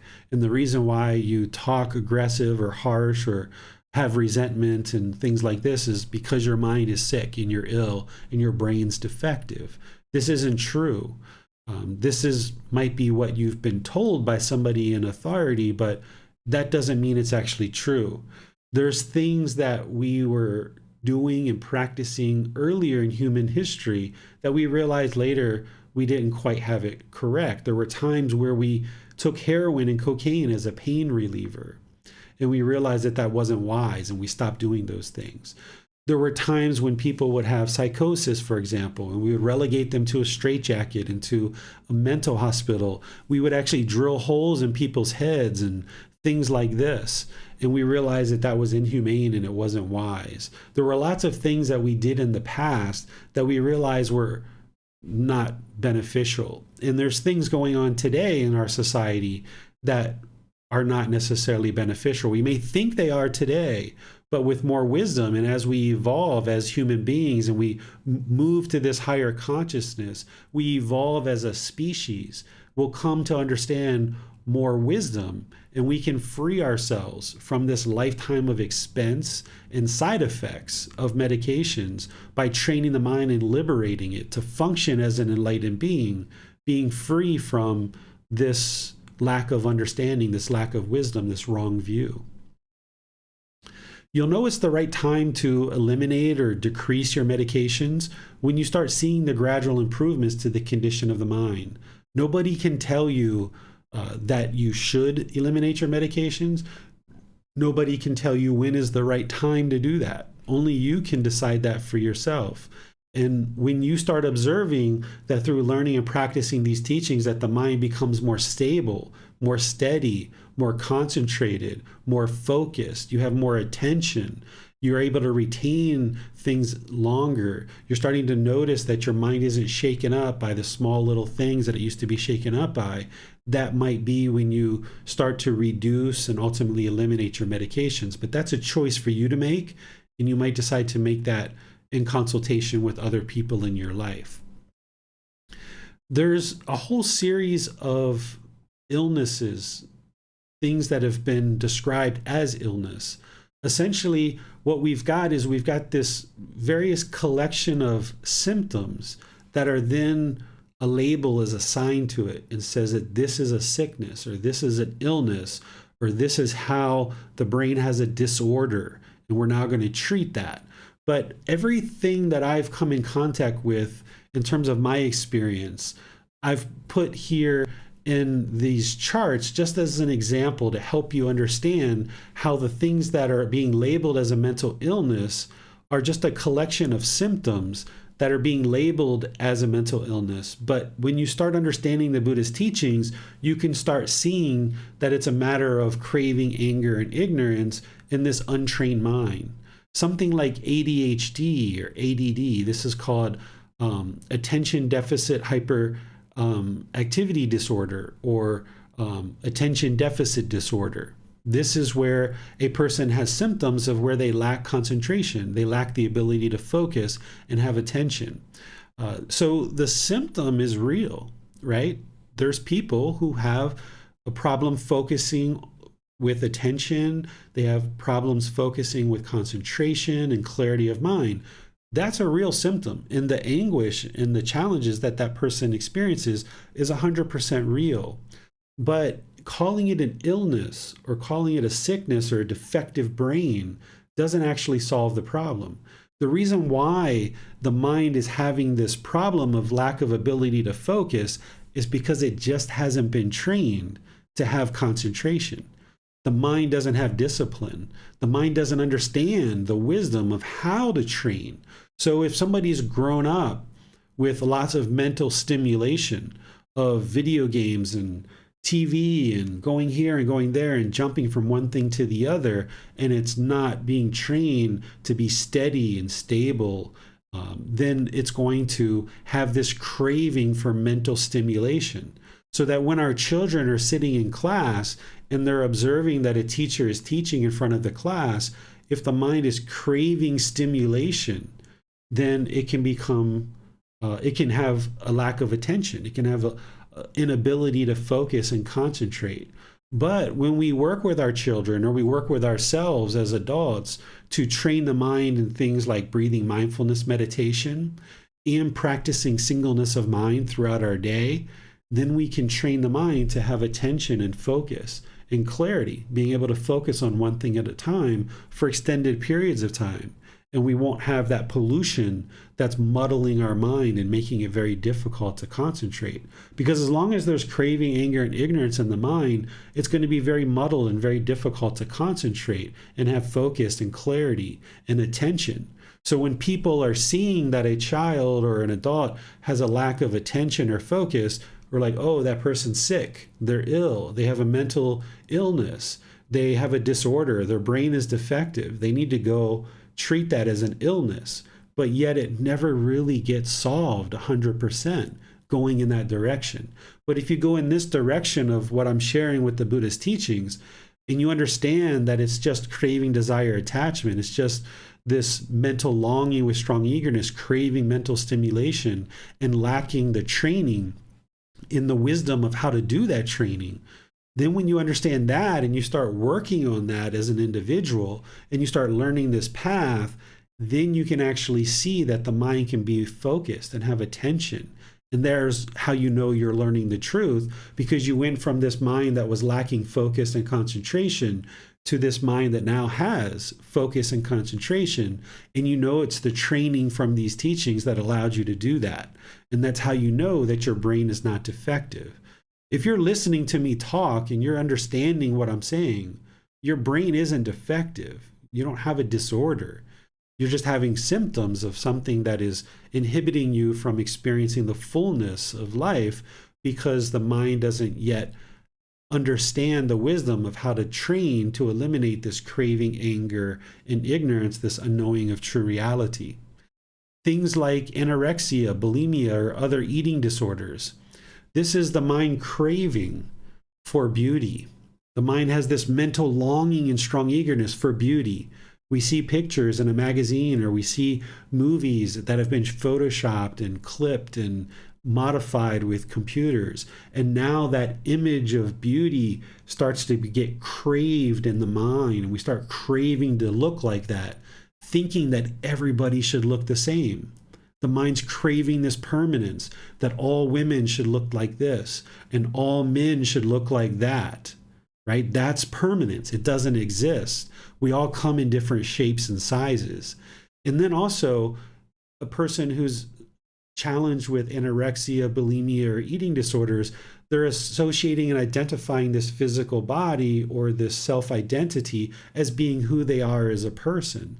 And this creates even more craving for looking a certain way in their mind. And now we resort to things like making ourselves vomit or not eating and thinking that's going to actually solve the problem.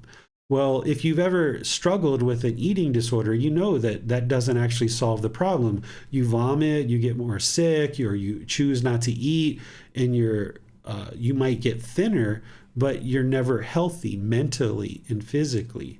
So the real problem here is that the craving in the mind, wanting this beauty, that's what the mind has to be trained, that everybody comes in different shapes and sizes based on the universal truth of impermanence, and train the mind to let go of this false image of what beauty is and realize that everyone can be beautiful.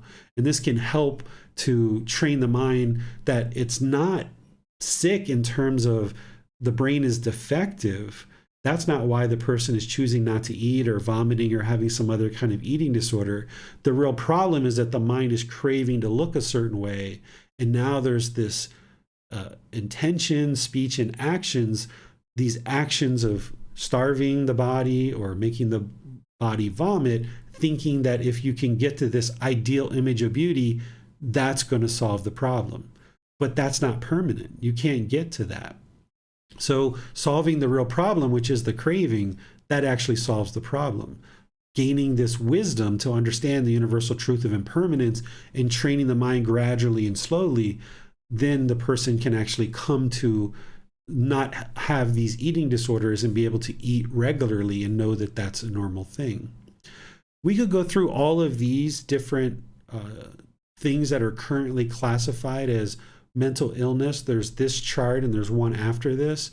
But what I thought I would do is just pause here. This is everything that I was going to share with you guys for today, and see what questions you guys have about maybe these that I have on the screen that I'm sharing with you, or other ones in your life that maybe you would like to talk about. And there's certain ones that I understand and that I've researched, and that I was even diagnosed at different times with some of these things. And I went through this process of taking medicines for 24 years, thinking that my brain was defective, and that I had a disorder and that I was going to be relegated to these medicines. But yet it never solved the problem. But after 24 years of doing that, I chose to do something different, which is learning and practicing these teachings and training the mind. And that's what ultimately solved the problem. And now that I've been sharing these teachings for a number of years, there's been other people that have experienced the same thing, where they were thinking that their brain was defective, they were taking certain medications, but then when they trained in these teachings, they observed that the condition of their mind gradually improved, and they were able to then move off of their medications with stability of mind and steadiness, and able to experience focus and concentration rather than all these symptoms that we experience and that are currently labeled as mental illnesses or defective brain or a disorder. Once you come to train the mind and you can see that your brain is quite fine, it's just an untrained mind. So I'll turn things over to all of you guys for any questions that you have, and we can discuss those for the rest of today's class. Well, Christopher has his hand raised. Let's go to him. Hi, teacher. Thanks, everyone.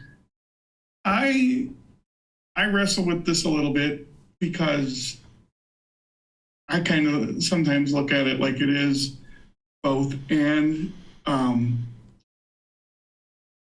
Stella Young, who was a disability advocate, among other things, once said, "No smiling at a flight of stairs can turn it into a ramp." And likewise, like me being with a disability, I understand that, like, my wanting, my craving to get to the second floor of a building, is a craving. And so I can speak out about the injustice, but also then let it down or work on my craving to want to do this or want to do that may or may not be possible. So then I come into mental health, and sometimes there are things that are physical, like cerebral palsy which I have, I live with, is a brain injury. So also, in addition to what you see in my body that's visible, sometimes chemicals in my brain do or don't work in a proper way that they would work otherwise if I didn't have the brain injury. So how do we balance how we think about this material, how we talk about it in a way that also, I don't even know how to ask this exactly, how to present it in such a way that isn't also harmful to people or to ourselves who may have some of these conditions, I guess.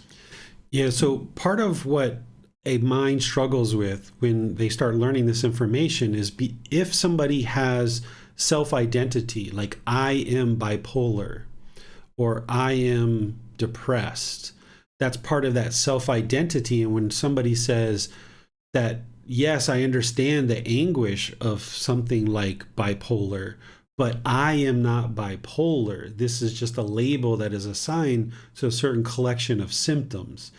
And so that can be challenging if somebody identifies with being bipolar and I am bipolar. Now someone's saying, hey, you can actually eliminate these symptoms. If someone's holding on to the identification of I am bipolar, they're not going to want to let that go. And it's going to feel very painful to hear somebody say that, yeah, this bipolar can be eliminated from the mind, because someone is often believing and has been taught that bipolar is permanent and that it's a lifetime thing.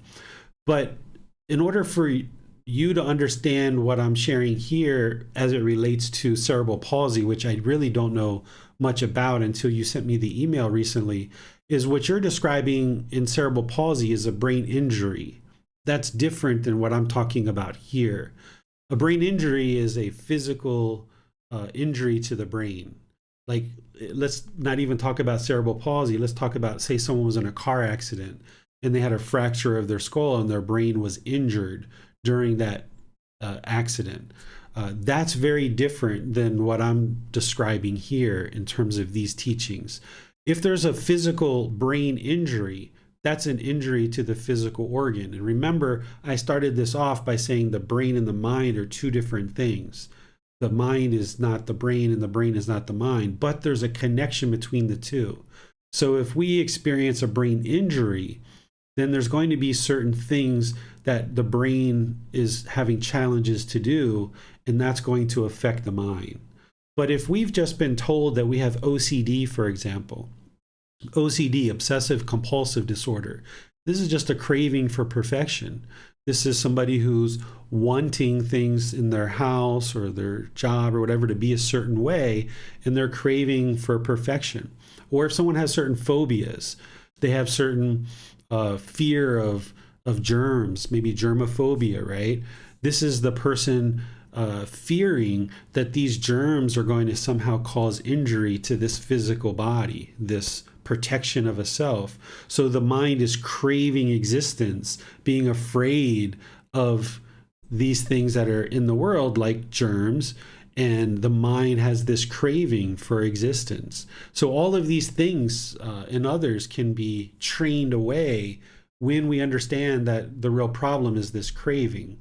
But if there's a brain injury, that's very different. If someone has trauma to the brain, like an accident or an injury, and I think you mentioned that cerebral palsy is a lack of oxygen at the time of birth or shortly thereafter, that the brain gets injured from that. Well, that's very different than what we're talking about here. So it's important to see those two different things. And if somebody has any of these things or has been labeled with one of these things that I'm sharing, what I'm sharing is the symptoms that you experience are 100% real, but the cause of what's actually causing it is not. Is that if you're being taught that you have OCD and you're craving this perfection because you have a defective brain, and now when your mind obsesses about having things in your house a certain way.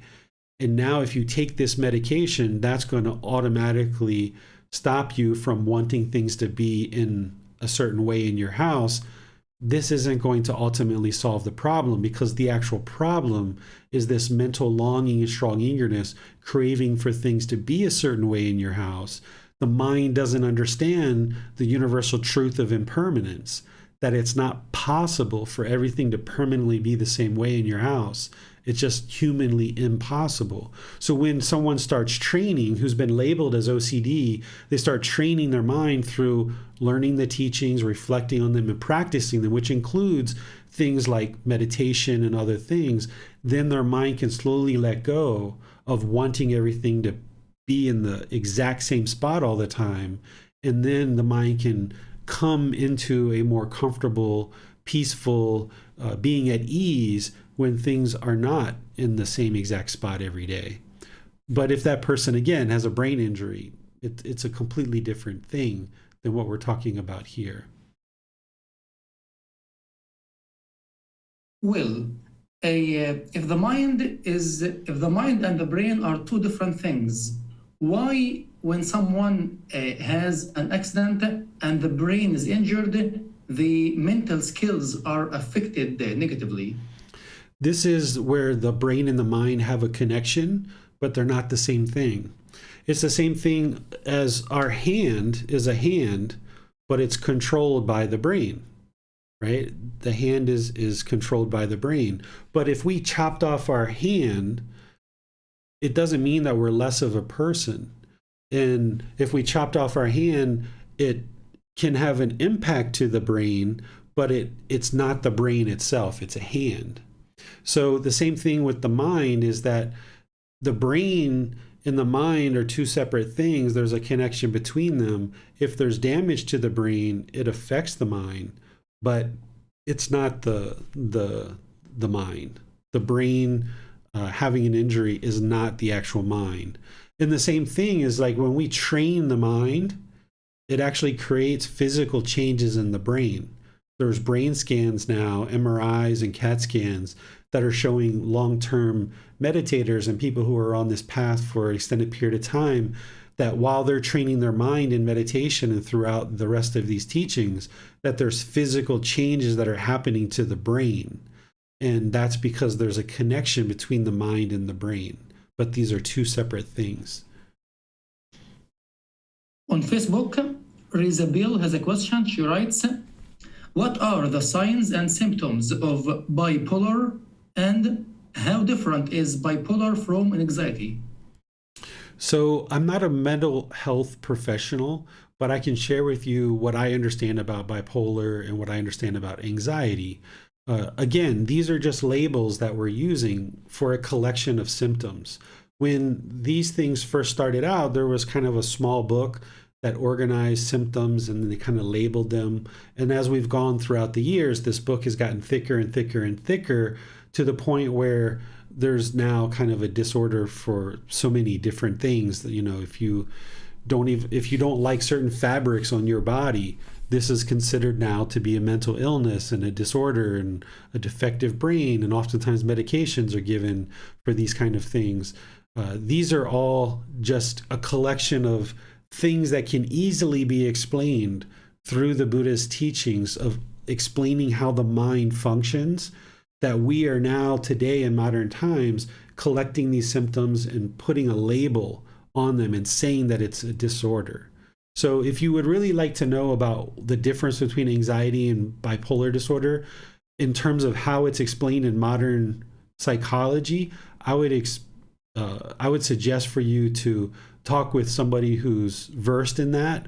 The description that I give here in this chapter and in this book is the description that I understand, but I'm not a trained psychologist or a psychiatrist. They are going to explain it in terms of the way that they understand it. For anxiety, the way that I look at it is it's this anticipation or fear of some future event, situation, or outcome.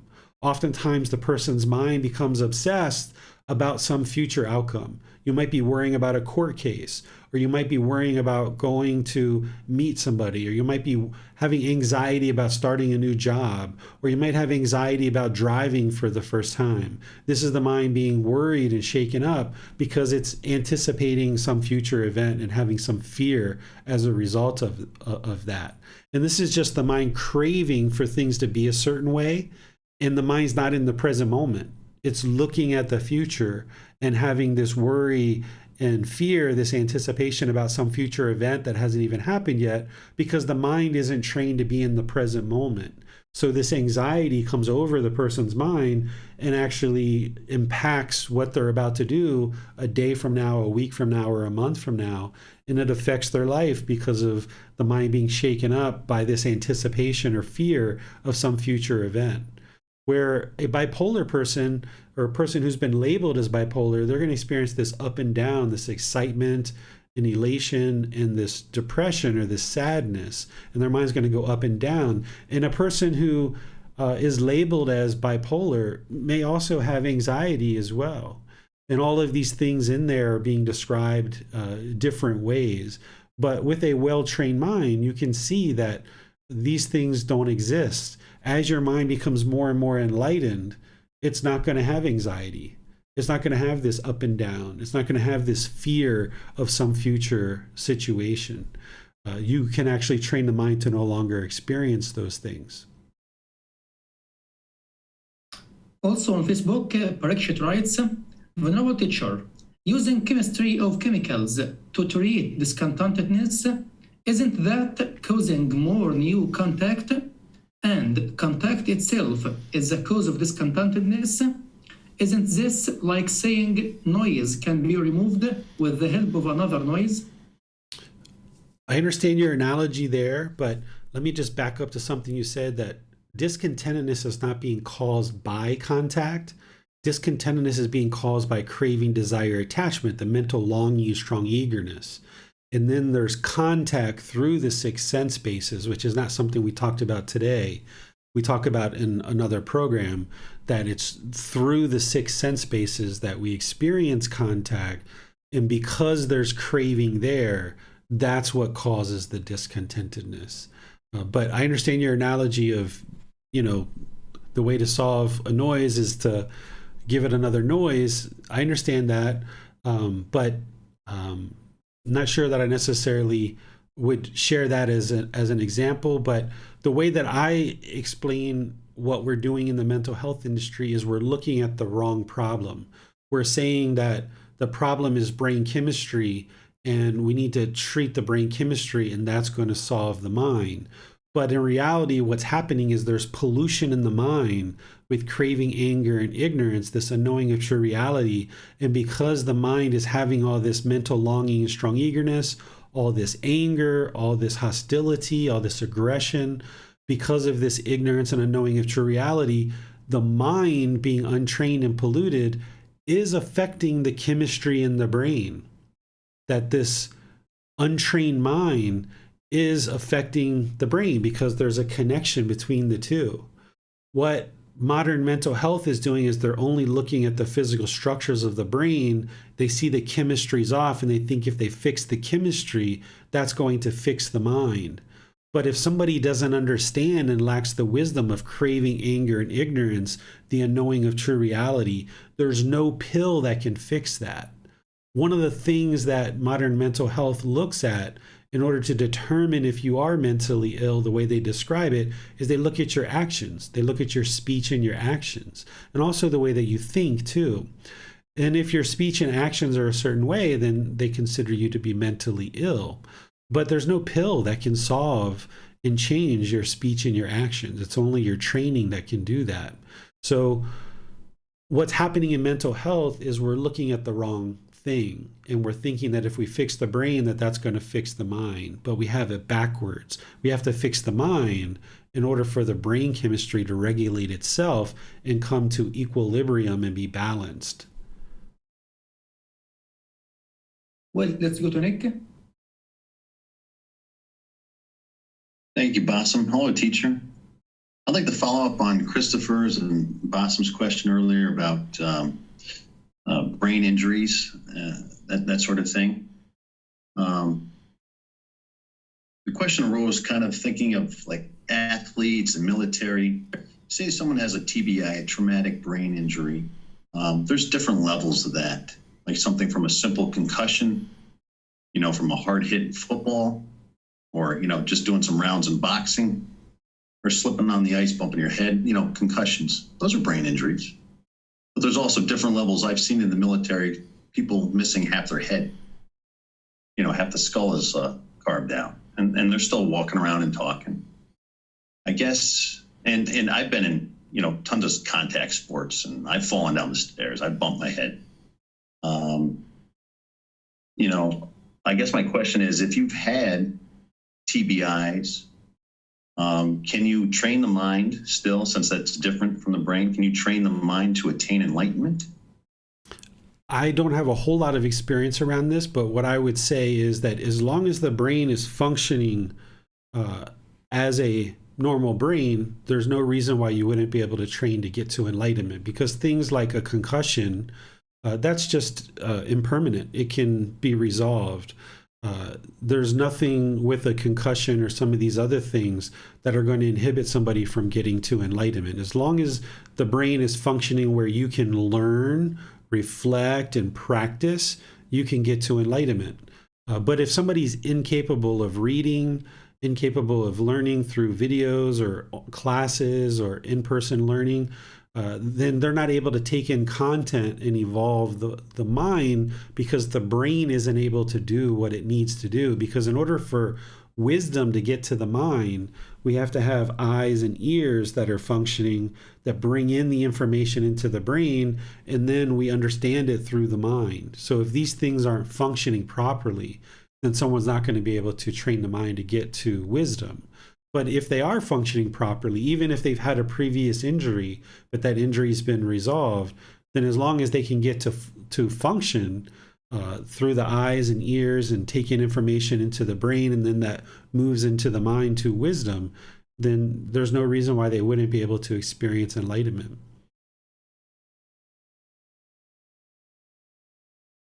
Thank you, teacher. I think I understand. So as long as you're able to learn, reflect, and practice, you're able to attain a higher consciousness. Right, because the way to get to that higher consciousness is wisdom. But if you're incapable of gaining wisdom to the degree that's needed in order to learn these teachings, you wouldn't be able to get to enlightenment.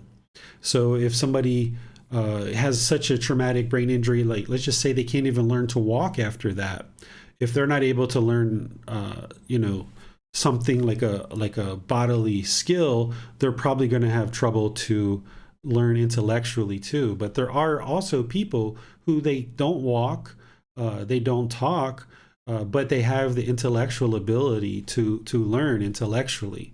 So everybody's a bit different, and it's really a case by case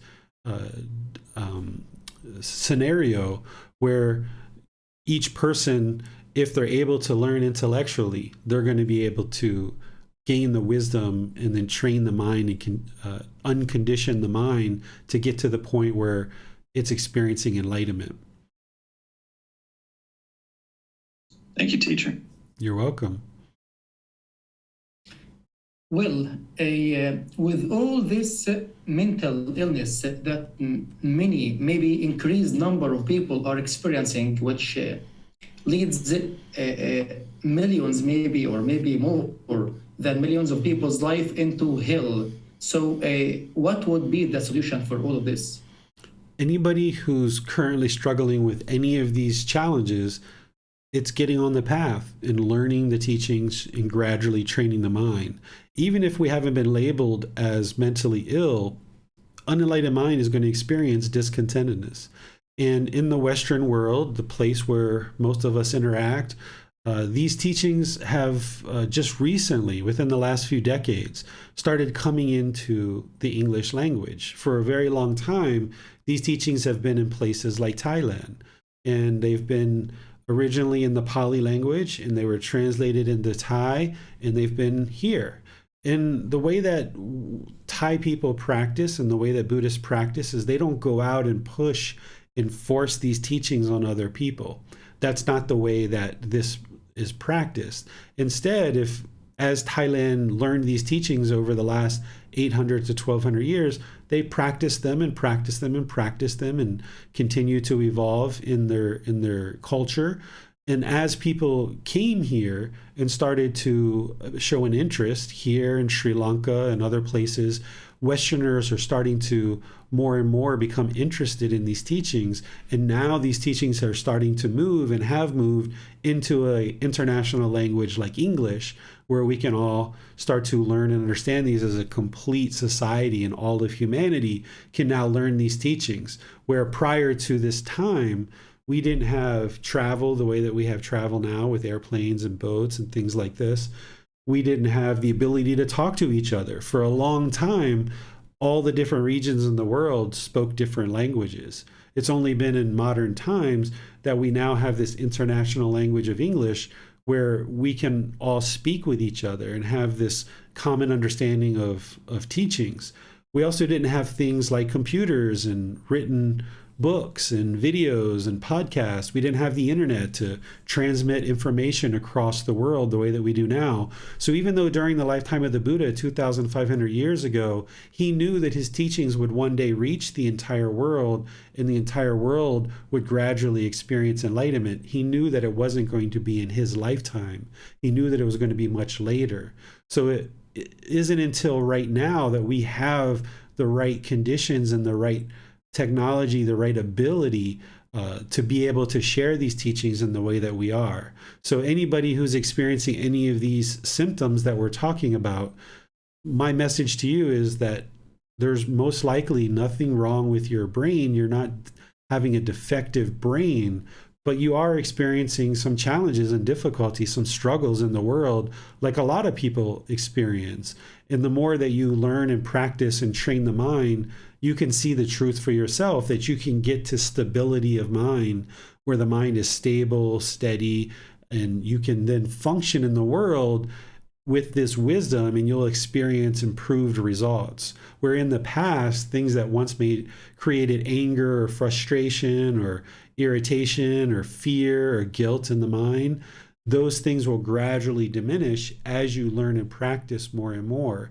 And then that's how you'll see the truth for yourself. Because as I started off, you shouldn't believe me about anything that I share. But as you learn and you reflect and you practice, you'll see the truth for yourself, that the condition of the mind improves. And that's where you'll know that the mind is more stable than you've ever experienced any time other time in your life.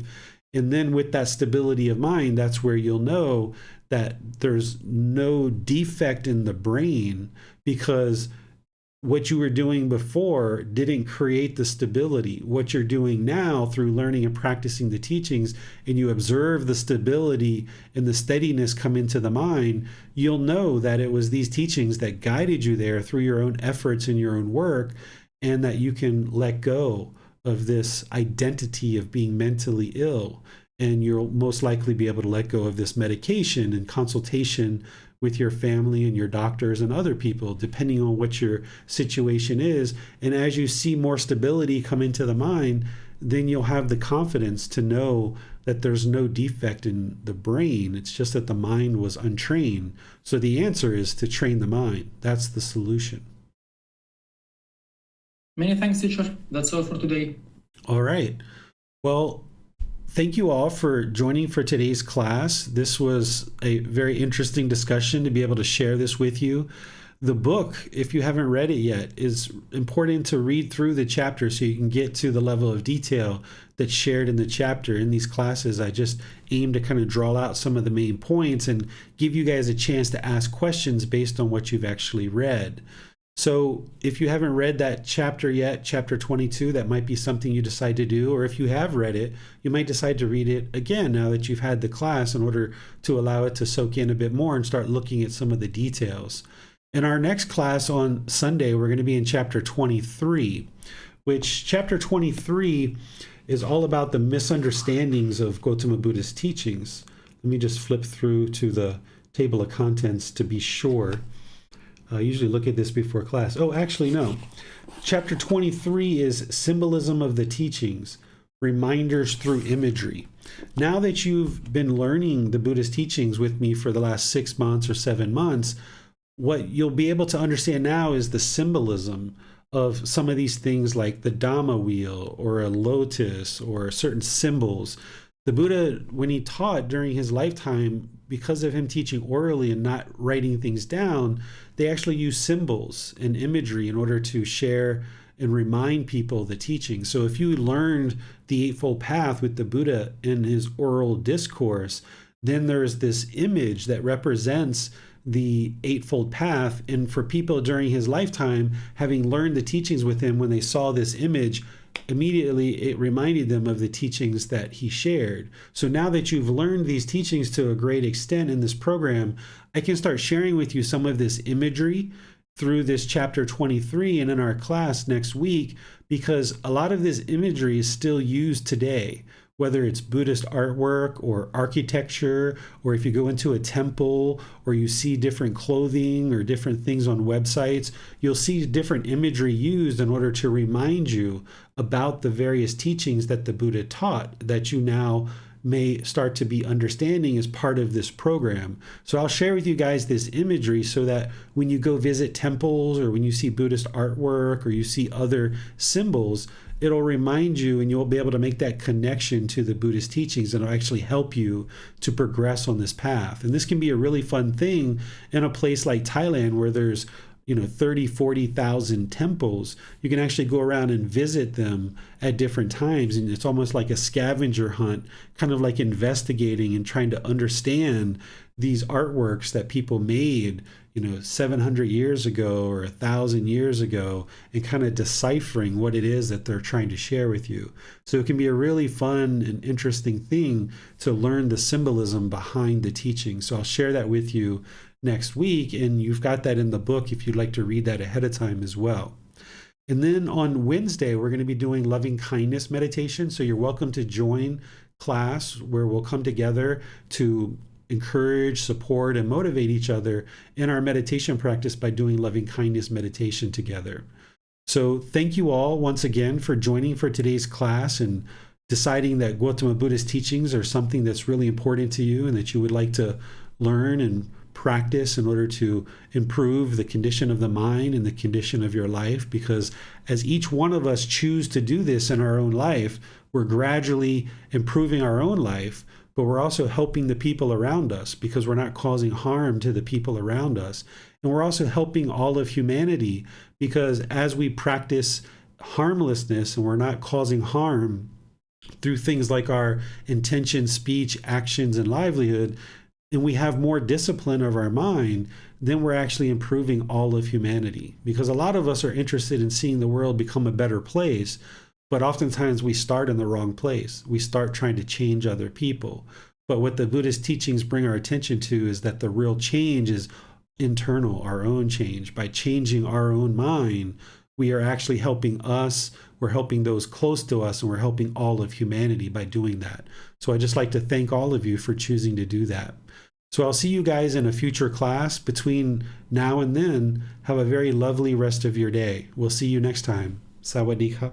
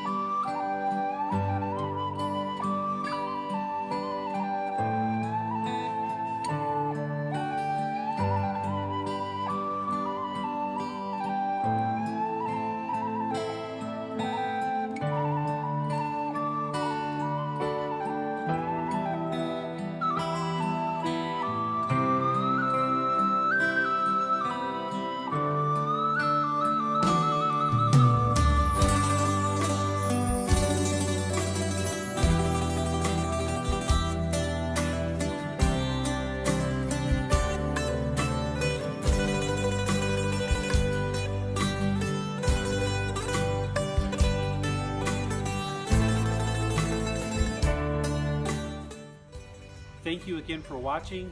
Enjoy your meditation. Look forward to seeing you online and answering any questions that you might have. Thank you so much.